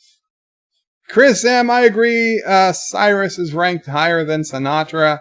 Miley Cyrus is ranked higher than Sinatra. Ms. Lindell's Bird of Prey, bear in mind that the 20-year-old who compiled that list never listened to anyone older than Prince, barely knows what analog sounded like, and have never owned an LP. Yeah. We shouldn't be giving 20-year-olds this type of power. Wesley says, Bird of Prey, even when I'm woke, I wished I was back in bed. 47 Yorktown says, Bird of Prey, Canadian elections expected to be won by the Sinatra Party. Tremendous. Maybe I will move to Canada. Start spreading the news. I'm moving to Canada. Oh, Canada. Mr. Miles says, Miley, ugh, I hate her just because of their name. Oh, poor Mr. Miles. It's my name with a Y instead of an S. Yosef says, who is the number 2? Number 1 is clearly Joe, Anti-Tracker. Anti-Tracker says, Yosef, no, Joe did not make the list. They wanted him on the list since he is tied to the mob, but they cannot call what he does performing. And Yosef is hysterical laughing. Donnie says, MNF used to air on NBC. MNF used to air on NBC. Wesley says, Bird of Prey, if I won the lottery, I would pay you an absurd amount of money to dance for our amusement. Oh, thank you, Wesley. Mr. Miles says, I read Magna a lot back in the day. Then I performed it. Being left-handed makes it a lot easier to read right to left. The only people who would write that way wouldn't smear my handwriting. Oh, if only people would write that way, and I wouldn't smear my handwriting. There are cultures that read, backwards. You could, or write backwards. You just have to move to Israel. It'll be all good. Donnie Pearson says it's been a few years since the NFL returned to ABC for the postseason. Epic says, oh, are we supposed to say what we don't like? Give me an hour so I can make a list. Joseph says, always we come here for your looks. Content is secondary. Oh, thank you, Epic. Joseph says, I always come here for your looks. Content is secondary. Thomas says, Mamo Prey made the SOB Sinatra. That's why it worked. Berto Prey is a cheater. Mamo Prey, any comment on that? I did not make it. She denies making it. I deny making it. I have no clue. She says she has no clue about that game. How the game even works. Only what I hear you guys talk about. Only what she hears us talk about. Epic Beard says, I've been doing this all wrong. Ms. Lundell says, The Witcher is a new Netflix show coming soon. Well, I'll probably pass. Ms. Mouse says, lol, I'm imagining Berta playing Witcher 3 without any context. So now it's a video game? Donnie says, if there was a trailer for a Star Trek movie during an NFL game, that would have aired on CBS during the Super Bowl. I wonder if CBS did that back in 2016, the year Star Trek Beyond debuted. I don't know. Miss Mouse says he'd be so lost. Actress is better put in Witcher 2 original release and see his ass be burned by a dragon 20 minutes into the game. Haha. Mr. Miles says, Miss Lundell's groovy movies. Yeah, I think it's Netflix. When I said they, I meant media in general. Donnie Pearson says, CBS last aired the Super Bowl after this year back in February and will do it again in February of 2022. So will there be a Star Trek Picard Season 3 trailer or a Section 31 show trailer? We'll see. Chris M. says Slave Master Berta Prey defends the South during the Civil War. I didn't defend the South. I was pointing out an inconsistency. An inconsistency! I'll be right back. There's a commercial. Jeans again. Jesus Christ.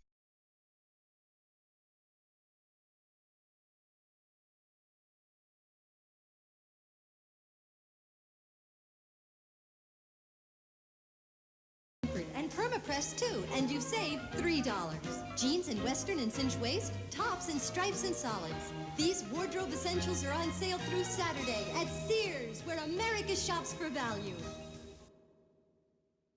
Jordache has the fit that's right. The Jordache look. The Jordache look. You're feasting your eyes on the 6-meal cake. Streusel Swirl from Pillsbury. Meal number 1, a fancy feast for your company. Number 2, a yummy dessert for your kids. 3, a breakfast cake to make you forget coffee cake. 4, a lunchbox cake that doesn't all stick to the wrapping. 5, the best break a coffee break ever had. 6, dessert the second night, still firm and fresh. Streusel Swirl, the sensational 6-meal cake. The Jordan Marsh Super Sale is on. Super! This is the place for spectacular store-wide savings. Super! Thursday, Friday, and Saturday only. Save 25 to 50% on selected fashions, accessories, housewares, and more. Super! Thursday, Friday, and Saturday. 3 days of sizzling savings of 25 to 50%.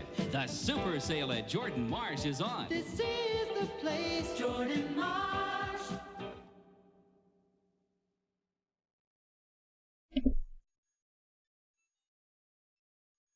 Inconceivable. You're welcome, Wesley. Anti-Trigger says this stream is so confusing. First Bird is an SJW who loves to Brie Larson. Now he is defending slavery. Yes, Mama Pray? No. No, Mama Pray confirmed. She did not hear me defend slavery. Mr. Miles says the British were aiding the South. Of course they were. And I think we're still bitter about the revolution. I think they were still bitter about the revolution. Anti-Trigger says, did you hear the History Channel is now producing porn? The new series is called The British Are Coming. You make Mama Pray cry, Anti-Trigger. Thomas Potts says the British needed cotton from the South, but didn't openly support them because the British were against slavery. But they liked their cotton. Sci-Fi Nation's Bird of Prey, I can't believe you never heard of the Witcher series of games. How do you call yourself a nerd, Birdie? Turtistan is looking better. Wow. I've never heard of them. I don't know what to tell you, Sci-Fi Nation. Joseph says some people call it diversity. Some call it schizophrenia. Lol, Anti-Trigger. Mr. Mouse is Anti-Trigger. Those must be some good pain meds. Lol. Donnie Pearson, well, the Confederate rebel flag's design was similar to that of St. Andrew's flag of Scotland. Scotland was among the home nations within the United Kingdom. Joseph says preemptive Qapla, 12:28 a.m. Might fall asleep soon. Good night, Joseph. Qapla, if you fall asleep soon, my friend, have a good sleep. Mr. Miles says Thomas Potts, so they are against slavery unless they need cotton from the South. Absolutely. Thomas says the British were against slavery, but they were for cotton. Mr. Miles says, oops, let me rephrase that. The British didn't openly support the South because they knew they couldn't win. They just wanted to see the U.S. bleed. Mr. Miles says if they had been open about it, they'd have to pay for it later when the Civil War was over. And Ms. Mouse's Bird of Prey, you think I'm on crack for thinking Freddy is better than Frank? Yes. It means you don't think Freddy is even close, or meaning you don't like Queen. I don't think he's even close. Honestly, I don't know who we're talking about. If he's a member of Queen, then Queen is decent. Queen is decent. We are the champions. I will rock you. We will rock you. I think those are the only two Queen songs ever produced. But yeah. Mr. Mouse says, I understand you having a favorite, but to not recognize the Freddy's talent just means you really do have brain damage. Lol. I make no apologies for my favorites. I don't know. Somebody named Freddy something from Queen. Queen? The band Queen? Yeah, I'm afraid I don't know. Sci-Fi Nation says Bird blames New Jersey like Kuroga blames Turtistan. Sad. Epic Beard says no doubt brain damage. Frank had talent, but Freddie Mercury could do opera, pop, rock, etc. Any genre and kill it. So could Frank Sinatra. Mr. Miles says Sci-Fi Nation, maybe we could convince him to play Witcher 3. What is Witcher 3 even on? Mr. Miles says, I just read that. Epic Beard says, Bird of Prey, watch Freddie Mercury sing with Pavarotti. Then you will understand who is number one. I will take you up on that offer, but I will bet you I still think Frank Sinatra is number one. Mr. Miles' Bird of Prey, Magna, not whatever you said. Magnum, I think you said, but Magna is Japanese comment. Magna. Manga. Oh, manga. I always pronounced it Magna in my head. Magna. I still think it's pronounced Magna. No, there's the N is before the G. Okay, so for my entire life, I've been pronouncing it Magna in my head, but I see now it's spelt manga. Fly, spy. It's the same thing. Sci-Fi Nation says to Mr. Miles, maybe that'd be cool if he did. Mr. Miles to Sci-Fi Nation, it's a freaking hard game too. I want to see him lose it. Sci-Fi Nation says, lol, try Witcher 1 on PC. Mr. Miles says, Sci-Fi Nation, let me correct. That's a hard game to play until you figured out how to play it properly. Mr. Miles says, yeah, I've heard Witcher 1 was harder. Sci-Fi says, controls were atrocious. I still have it. Mr. Miles says, I've heard the gameplay in general is pretty bad. Well, you guys are not making it, not making it sound, appealing. Sci-Fi Nation says, Jaloja break, indeed. Mr. Miles says, but the true story is solid, so I may still play it. Mr. Miles says, story is the main point of the game for me, unless it's just some beat-em-up game or a first-person shooter or so on, which I rarely play. Sci-Fi says it takes a while to pick up race pace, typical for that era. Wesley says, Bird of Prey, can you yell out, inconceivable? Yes, I'll do it one more time.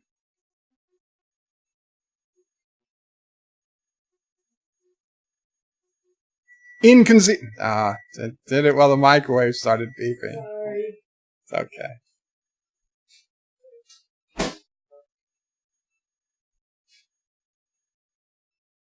Inconceivable. I don't know.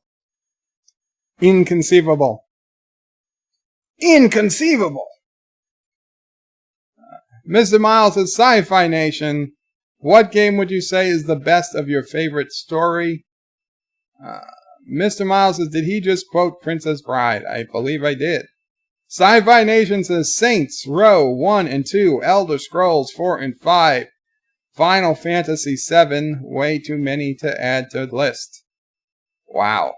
Showmore says, it's not slavery when Kuroga does it. Mr. Mouse's Bird of Prey, Witcher 3 is considered one of the greatest video games ever created. I've never heard of it. I mean, I don't doubt you, but Ms. Mouse, he doesn't know who Freddie Mercury is. No, I don't. I honestly have no idea. Let me again remind everybody. I have freely admitted I did not listen to music. I did not listen to music until my final years of college. And even then, it was a very limited selection. Okay? Very limited. I don't pretend to know anything about music besides the songs I listen to often and on repeat.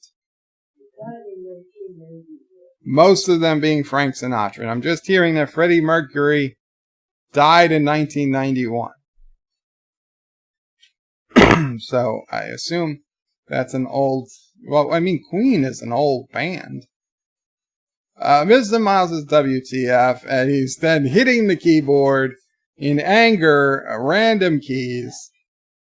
He's at a total loss for words. I'm sorry, Mr. Miles. I didn't know Freddie Mercury meant so much to you. Ms. Londell is Freddie Mercury, lead singer for a glitter rock band from the 70s and 80s. Mama Prey doesn't know who he is either. Sci-Fi Nation says, that's it. Sorry, Bird of Prey. I'm defecting to Turkestan. You don't know who Freddie Mercury is. Anti-tracker, here I come, dear leader. Oh, boy. Oh, we lost one. Epic Beard says, we will learn him yet, Mr. Miles. Lol. Mr. Miles says, eventually. Mr. Miles says, Bird of Prey. We are talking about Witcher 1 with the bad gameplay. Witcher 3 has none of those issues. Sci-Fi Nation says, Witcher 2 doesn't either. It's at least as bad as number 1. Mr. Miles says, Sci-Fi Nation, no Mass Effect. Thomas says, did you hear? This was the first weekend since 1993. No one was shot in NYC. I find that extremely hard to believe, Thomas, because there were many years prior where we had less shootings than we're having now. And we thought somebody did get shot. I did not hear that, Thomas. Bees says, "We will rock you," equal Freddie Mercury. Okay, well, I've heard of the song. I didn't know he was the guy. We will rock you. You sing it. Sing it, Sassy. Not Ryan Johnson. Not Ryan Johnson with a $2 super chat. Freddie Mercury. And then a weird symbol that looks like Pac-Man going backwards. Frank Sinatra. I don't know what you're trying to say there. Clearly you're not saying Freddie Mercury greater than Frank Sinatra. So maybe your keyboard broke, not Ryan Johnson. But whatever. But thank you so much for your $2 super chat, not Ryan Johnson. Okay. He says Freddie Mercury greater than Frank Sinatra. That is, of course, his opinion. Really greater than Frank Sinatra? I mean, don't get me wrong, the guy might have been good, but do you know how many songs Frank Sinatra sung? Do you have any idea? If you add up all the Columbia, all the Capitol, all the reprise. I mean, just the reprise alone. Sinatra's best. Plus all the Columbia and all the Capitol. And all the duets. Wesley says, "Bird of Prey." As you can tell, I love The Princess Bride. I like The Princess Bride too. I like it a lot. In fact, my fraternity nickname for me was from Andre the Giant's name in The Princess Bride. That's what they called, because I was so big. They called me Andre the Giant's name. Fezzik. That's my nickname from my engineering fraternity in college. Chris M. Collecting says, "So you only listen to show tunes?" No, not true. Although I started. Sci-Fi Nation says, "Mr. Miles, they're back in my library, work 60 hours a week, taking care of Mrs. Sci-Fi with her Huntington disease and trying to launch a channel." Gotcha. Well, Sci-Fi Nation, do let us all know, even though you've defected to Turkestan, when you start putting out some videos, I will happily promote it. Epic Beard says Bohemian Rhapsody. I've heard of it. I think it's like the longest song, or one of the longest songs ever made. I don't think I've ever listened to it in full. I might have listened to parts of it. The longest song that I know I've ever listened to in full is Don McLean's American Pie. Showmore says Queen did the soundtrack to Flash Gordon as well as Highlander. Andy Trigger says, "Just to be clear, Bird admits he knows nothing about music, and yet he is upset because of the ranking of music performers. Because Frank Sinatra, you don't have to know a lot about music to know Frank Sinatra is number one, Andy Trigger. Right? You don't have to know a lot about religion to know Jesus is a pretty important guy, right? It's the same thing. You just compared Frank Sinatra to Jesus. I did compare Frank Sinatra to Jesus, and I'm sure Jesus is very happy I did. It's okay. He's good enough.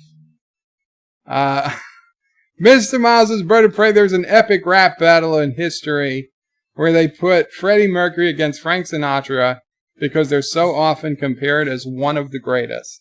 Well, not in my book. Mr. Londell says, "Do yourself a favor and download the album A Night at the Opera." Sci-Fi Nation agrees. Epic Beards is coming soon. Bird of Prey 5 buys all Queen albums. Mr. Miles of Sci-Fi Nation, well, if you ever play another game, you should look into Mass Effect. It's a very good trilogy. Mr. Miles says the ending needs work, but it can be overlooked because the rest of the series is so outstanding. And Wesley says, I would say make birds sing, find me someone to love, but my ears can't take it today. Thomas says, do you know who Beethoven is? Beethoven, the classical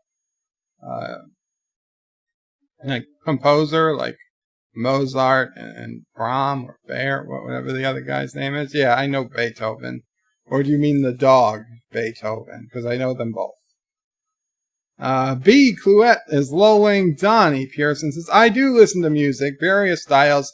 Heck, I even make music when I play my piano, cello, and the snare drum. Epic Beard says, Freddie sang 3 times the songs Frank did. Facepalm. I demand a recount. Sci-Fi Nation says, Mr. Miles, I have ME 1, 2, and 3 on disc. Wesley says, Bird of Prey, come on, Bird, listen to some Queen. I've listened to We Are the Champions, and we will rock you hundreds of times. Donnie says, speaking of music, I'm tempted by music, make a mock-up cover of the marching theme from the 1977 Universal picture MacArthur, composed by the late Jerry Goldsmith. It's a streaming now on SoundCloud. Completed. Music mock-up. Okay. Mr. Mouse says, Sci-Fi Nation, I wish I was you. I'd love to play the series for the first time all over again. Well, Mr. Miles, if you smack yourself in the head with a hammer a few times, maybe you'll forget it and just have to tape a note to yourself so you remember to actually play it when you're done. I'm not suggesting anybody actually do that. It's just a theory.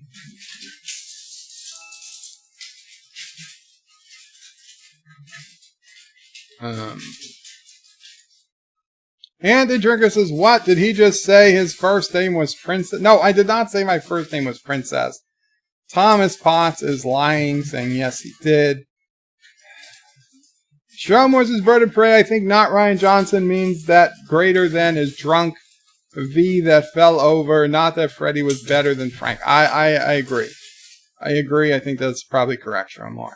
Wesley says, Bird of Prey, how tall are you? 6'3", and the short one in my family. Well, Wes, when I could stand, I was 6'4". Mom O'Prey is saying technically a little over 6'4".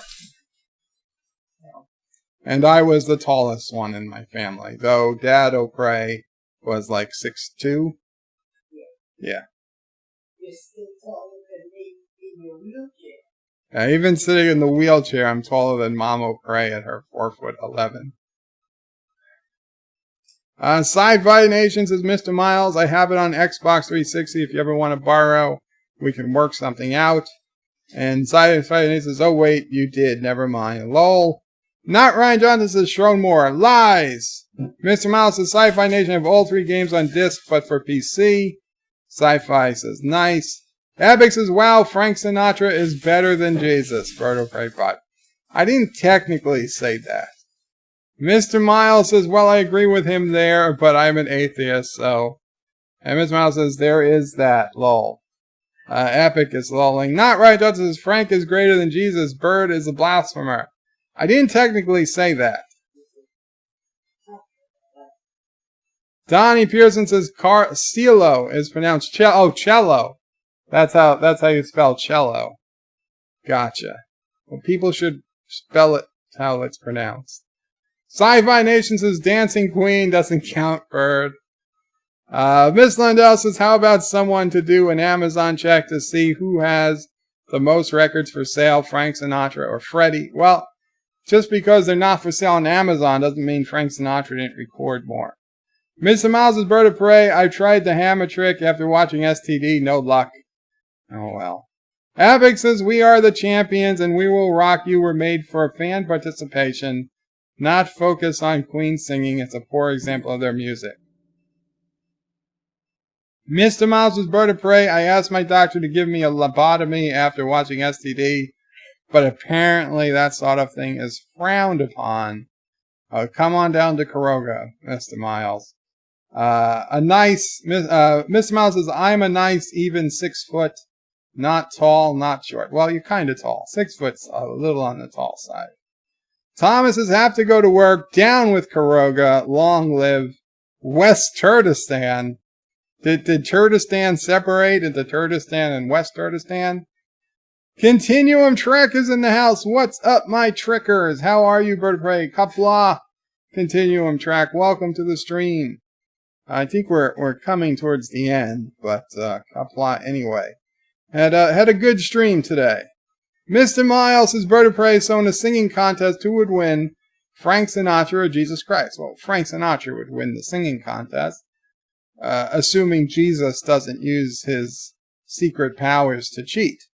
But if he did, he would probably use it to sound exactly like Frank Sinatra. So, but in a fair contest, Frank Sinatra wins every time. Now, who would win between a wine-making contest? I think that's probably Jesus.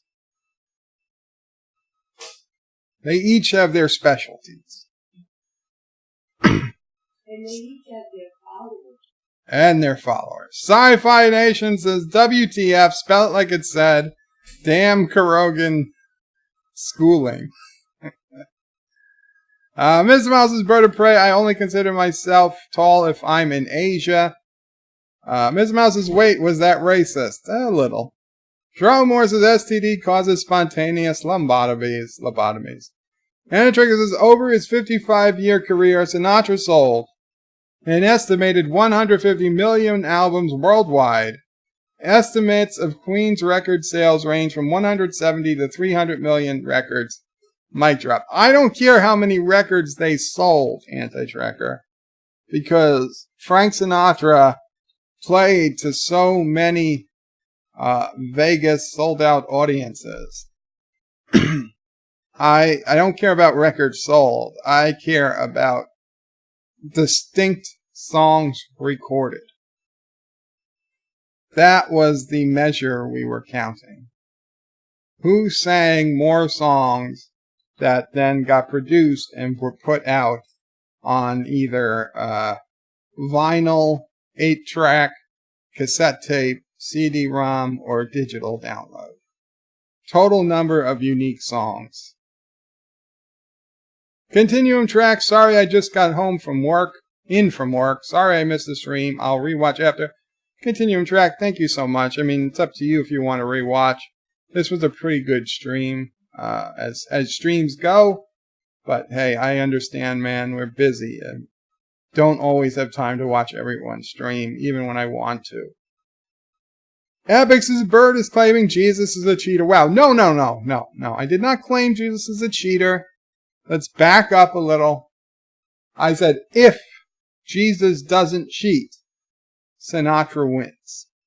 That's not saying Jesus is a cheater. It's just acknowledging Jesus could use his super Jesus powers to win. If anything,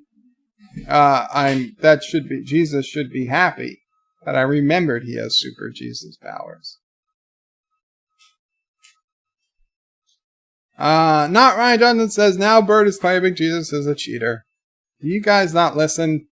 Anti-Tracker, Sci-Fi Nation says to Anti-Tracker, I admit my delusional Karogan sins. Please accept my humble self into your warm, turdy embrace. Wow, Sci-Fi. Mr. Miles says, I don't care about numbers or facts, Bird of Prey.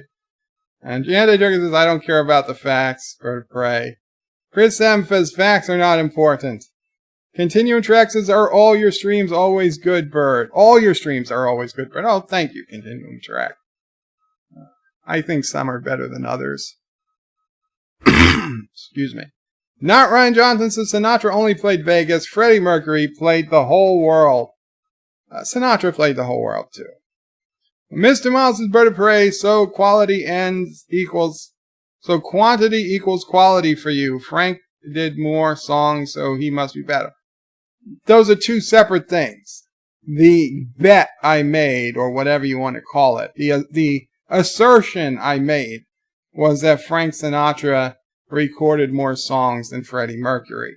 Then people said that Freddie Mercury sold more songs, more albums than Frank Sinatra. That may be true, But that doesn't mean that he recorded more songs than Frank Sinatra. I never asserted who sold more songs.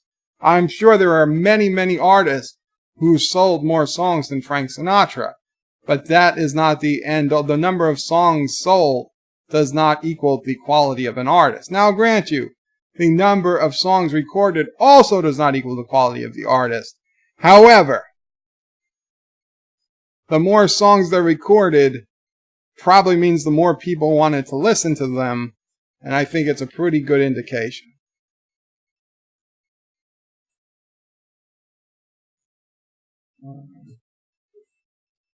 Life with Matthew is asking Anti-Tracker if he's streaming tonight. It's a good question.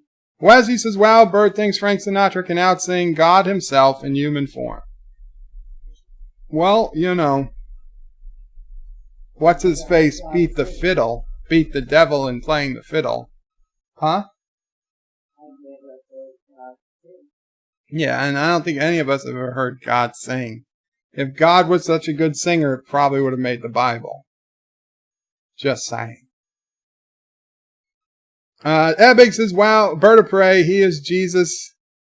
Berta Prey 5, he is Jesus, his powers are always on. Miss Lundell says, who would I rather listen to on vinyl? Sinatra, hands down. Mercury has his pluses, but there's just something about Sinatra that says cool. I hear you, Miss Lundell. Chris M. collecting Bird's new ship, Super Jesus. Why would I go Super Genius? Jesus, I already have the SOB Sinatra. Not Ryan Johnson says Bird is delusional when it comes to Frank Sinatra. Kuroga needs a new leader. Stat. Chris Sam says with extra cheating power. Wesley says Bird of Prey. What is Super Jesus powers? Water into wine, healing the sick, giving sight to the blind, huh? Walking on water, those types of things. Mr. Miles is Bird of Prey, but what does how many songs he recorded have to do with the quality of them? Why bring up the amount in the first place? Because I think it's a decent metric of quality. Somebody who really sucks at singing isn't going to record hundreds and hundreds of songs. It doesn't make sense. I mean, well, this isn't recording. This is just, I'm broadcasting it on YouTube. But if you're actually going through the expense of getting a studio and having it edited, you know, companies have to lay out money for that stuff. That's not done willy-nilly. That's all I'm saying. If it was self-released, I wouldn't count. I wouldn't count self-released.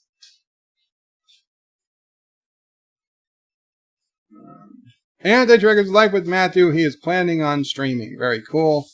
Mr. Mouse says, by that logic, Jesus didn't know math either, or that he would have been in the Bible too. Well, I agree. I would guess Jesus probably had very little use for math. If you brought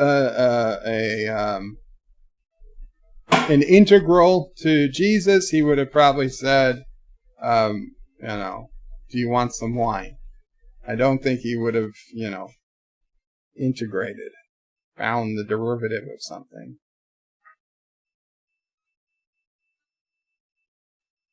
Sci-Fi Nation says, Mrs. Sci-Fi Nation says, enough with the Sinatra stuff, please, shush. Lol, I'm sorry, Mrs. Sci-Fi Nation.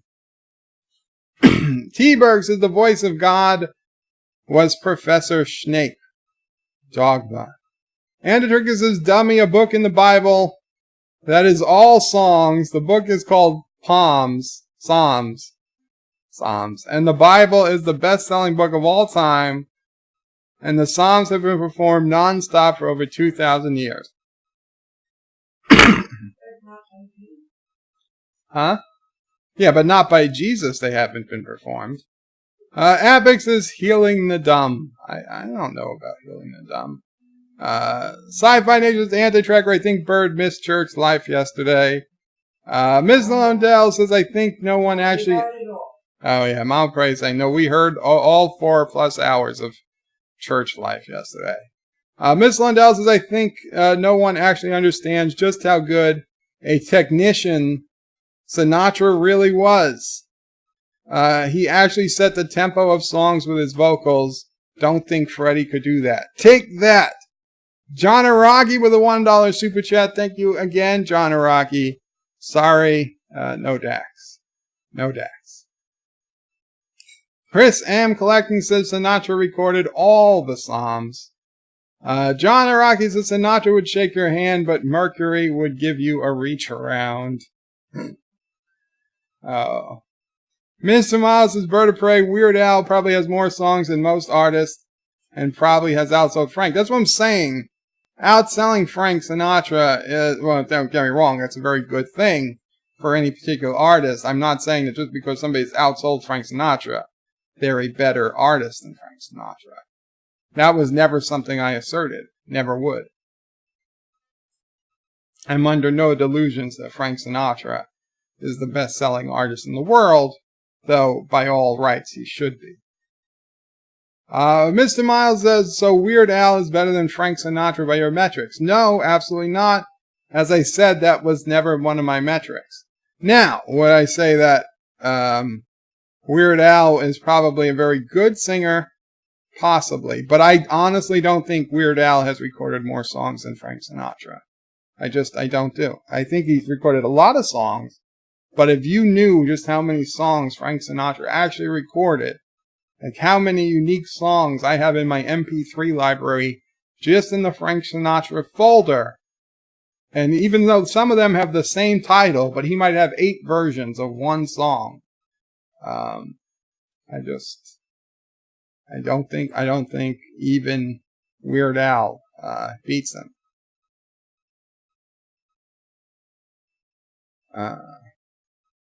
Epic says Weird Al versus Sinatra. Antitrix says Epic Beard, Weird Al beats every other singer. Sci-Fi Ninja says wow, just wow. Psalms, it's slams. You Karogan edumacation. Mr. Miles says Miss Lindell's groovy music. How much live performance from Freddie have you seen? Nicole Malo says the last mass was phoned in, but yeah, it's playable. Mr. Miles says, Mr. Lindell's groovy movies, I would argue Freddie could easily do exactly that. Easily.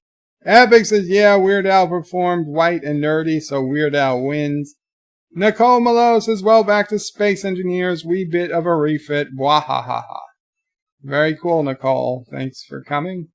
And enjoy Space Engineers. Mr. Miles says, Bird of Prey, alternate versions of a song don't count as new songs. Of course they do.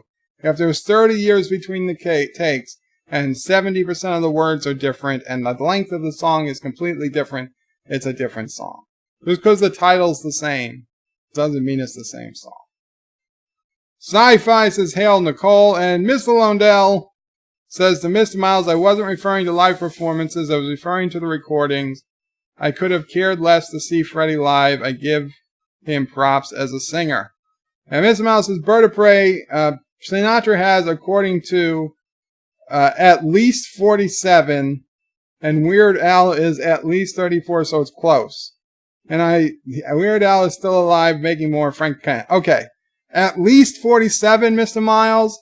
Frank Sinatra's had to have over 400 unique songs recorded. Over 400 unique songs. That's just off the top of my head. I bet on that right now. So it's nowhere near 47. Like, Jesus Christ. There were albums of Frank Sinatra. The complete reprise collection of Frank Sinatra has, I believe, 216 songs. And that doesn't count the complete Columbia collection and the complete Capitol collection and all the other CDs that were never included in any of those collections. Boggles the mind. At least 47. That's like saying the United States has at least 4 states. At least 4 states. Europe has at least 2 countries, and Asia has at least 100,000 people. It's madness. It is so madness. At least 37 or 47. Bullshit. At least. I mean, it's correct, but it's bullshit. I like that. That's ridiculous. Yeah, that's ridiculous. No, Mama Prey even got triggered by that. Yeah. Epic Beard says, in that case, all of Queen's unreleased recordings count too. If they've been released, they count. Sci-Fi Nation, and he can't say it. Mamo Pray, school your son, please. Psalms? Palms? What's the pronunciation? Mamo Pray saying Psalms. Miss Lundell says, Mr. Miles, Frank did it on every album. Name one Freddie did it on. Miss Mouse's Bird of Prey, then argue with Google, not me. You're the one who took it as a source. It tells me that you have no understanding how many songs Frank Sinatra has actually had recorded. Mr. Miles says, Mr. Lundell, Groovy Movies, I don't know enough about Freddie's song creation, know the answer to that, but with some of his shows, you don't think he can do it. Anti-Tracker says, hashtag triggered. Yeah, I got a little triggered. Sci-Fi Nation Bird of Prey is defending corporations, and you wonder why I defected. John Araki with a $2 super chat. Pause for heart rate check. Yeah.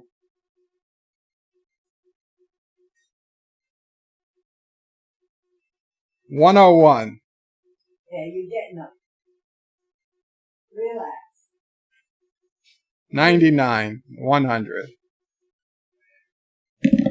Thank you, John Araki, for looking out for my well-being. Resolute, what did I just walk into? Bird is going nuts. Epic says, according to Bird's math, Michael Jackson is number 1 with Solo and Jackson 5. And Trigger says, okay, you say 400 songs off the top of your head. List them, please. Yeah. Well, I can't list them, but I could bring them up. Sci-Fi Nation says, Bird of Prey, I love you, bud, but damn, son, lol. Mr. Miles says, Bird of Prey, of course I don't care how many songs he's recorded, to be honest. I don't like his music enough to that into him. I listen to him in passing, but he has one song that I love. Well, that's cool, Mr. Miles. At least there's some common ground. Ms. Lundell says, Mr. Miles, we're comparing a jazz singer with a 50-plus-year-old career lifespan versus a guy who fizzled out in, 12, 15 years? Ms. Miles says, only one, but I do like a lot. Well, what song, Mr. Miles? You can't leave us hanging like that. Ms. Miles says, okay, Mr. Lundell, you think Queen fizzled out. LMAO. Ms. Miles says, okay, you don't know jack about Queen. And the trick says, if you can't list them, then you don't have them off the top of your head. No, I said the number off the top of my head. The number of 400 off the top of my head. I didn't say I knew 400 songs off the top of my head. Ms. Lundell says, Mr. Miles, you don't know jack about Sinatra. I guess that makes us even then. I'm the only one who knows everything about Sinatra. Mr. Miles is My Way, and of course it's one of his greatest songs ever made, but it's only one great song out of a list of what you say, 400? Let's see. Let's do some checking. Frank Sinatra reprise. Complete studio recordings.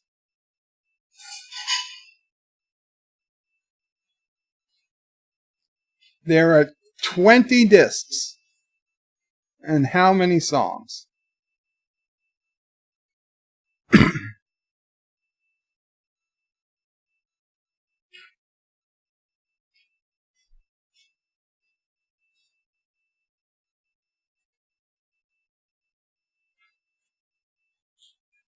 Okay, there's 25 songs on disc 1, 24 on disc 2, 21, so it's 49, 50, 70, 25, so it's 95, 22, so that's 115, 117, 21 is 127, 138. Disc 7 is another 23. So 138, 148, 158, 161. Disc 8 is 25.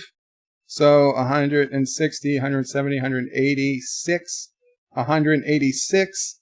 Disc 9 is 24. So 200, 210. Disc 10. We are halfway through the complete Reprise collection.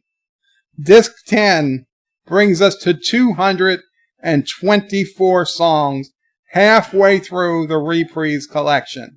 So yeah, 400 plus songs in just the complete Reprise collection.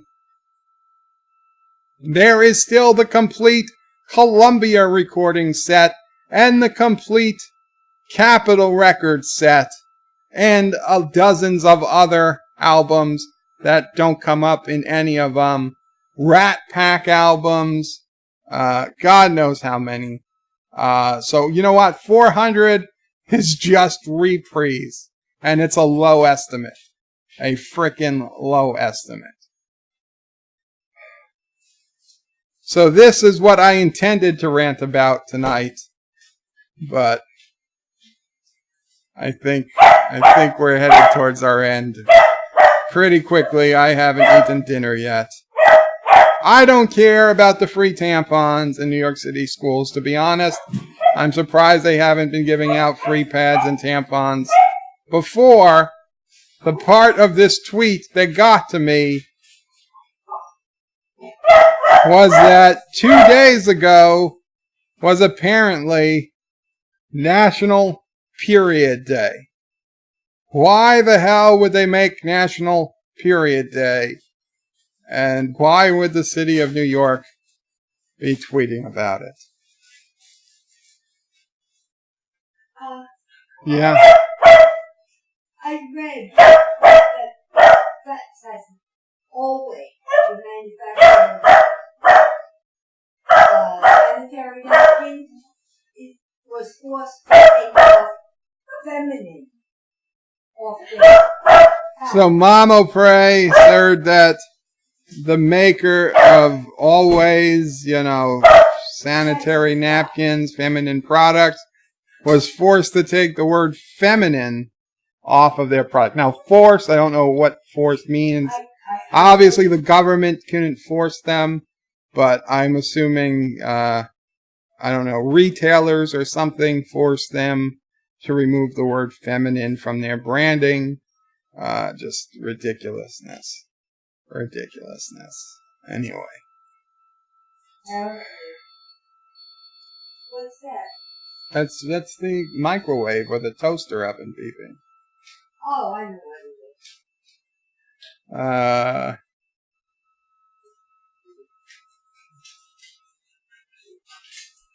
Where are we? Mr. Lundell says, Mr. Miles, we're comparing I read that. I read all that. Mr. Lundell says, Mr. Miles, okay, I read that. Sci-Fi Nation's The Anti-Trigger, I can already see the thumbnail for your live stream tonight, lol.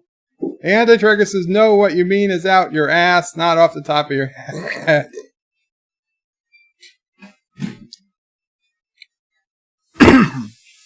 Go back and listen. I said, I can get the number 400 off the top of my head.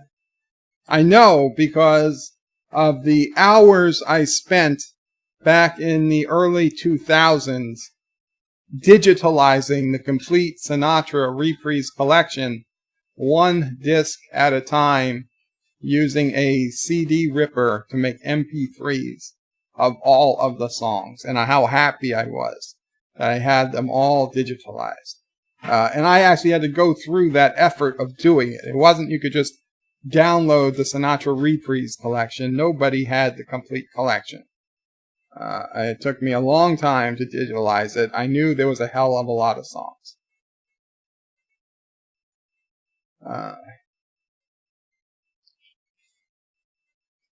Mr. Miles says, Mr. Lundell, I've never attacked Frank like you're attacking Queen. I don't think anybody's attacking anybody. Mr. Miles says, no, we're not even, Mr. Londell. Epic Bird's cheating, not top off head. Tiki of Doom says Queen is overrated. Mr. Miles says, I never said Frank wasn't able to do anything, unlike you claimed about Freddy. I just supported Freddy. I never attacked Frank. How did I attack Freddy? Miss Lindell says, I'm not attacking Queen. Sci-Fi Nation says, what? No, Buddy Holly. Buddy Holly was on the Rolling Stones list. Chris M says 17 versions of one song does not count 17 times. Oh, it absolutely does. They're each distinct songs. John Araki says Anti has more stitches than his knee than there were Queen hit songs.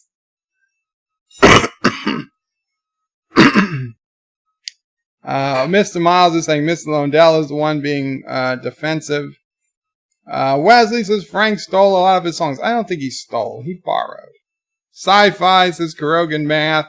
Resolute says yes it does, Chris. Mr. Miles says Mr. Londell, stop being overly dramatic with me. Mr. Londell's Mr. Miles, yes, that's only a discussion. Tiki says Queen is the Dark Knight of bands, overrated. I think Mr. Miles disagrees. Mr. Miles says, that's why I'm telling you to do Mr. Londell. And Anti-Trigger says, hey, Bird, free tampons. Yeah.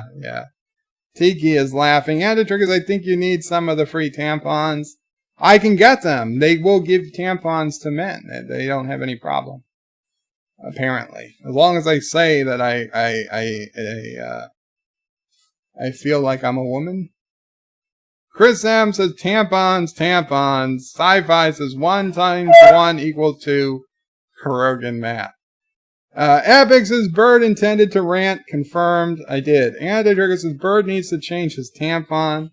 And Tiki says free sex changes for dogs.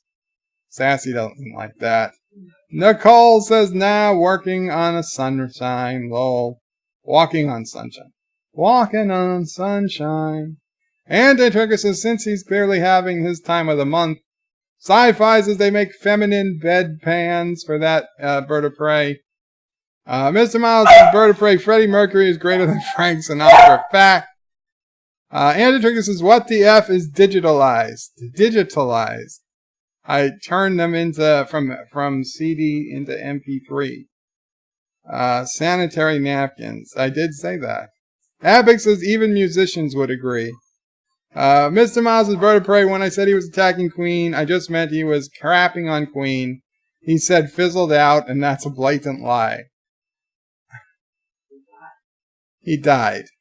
Did he die at the top of his game? Even Frank Sinatra didn't die at the top of his game. Miss Lundell says, I'm waiting for the reprise to be boxed on vinyl so to be sold at a respectable price. Resolute says you can't steal public domain. Life with Matthew says Frank didn't steal songs. He did covers of other people's songs. Epic says Freddie wrote Bohemian Rhapsody. Most claim it one of the best pieces written in time. Not me. Not that I say it's bad. It's just not the best. And Sci-Fi's Bird of Prey. Great stream as always, Bird. Love you. Live long. And Alpaca, everyone. Anti-Tracker, I'll catch your stream tonight. Best fund me as Mrs. Sci-Fi Nation. Have had a long time. Thank you all. Qapla, Sci-Fi Nation. Live long and prosper. And good night all. And Qapla, we're going to have to call it here. I need to eat dinner. And I think everybody just needs to take a deep breath. And exhale. And just think about your favorite song, whoever the artist happens to be it Frank Sinatra, Freddie Mercury, the Burger King guy, or Jesus, whoever it is. You just deep breathe, inhale, exhale, and we'll call it a stream. Qapla all, good night. Fly me to the moon. Let me play among the stars. Let me see what spring is like on Jupiter and Mars. In other words, hold my hand. In other words, baby, I love you.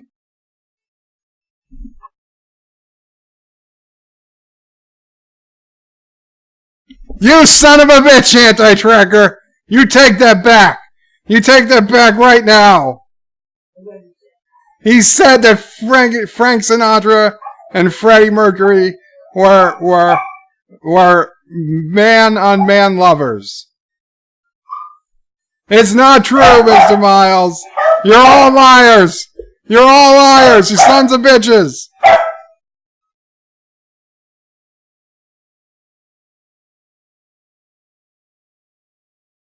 You can't stop me, Mama Bray.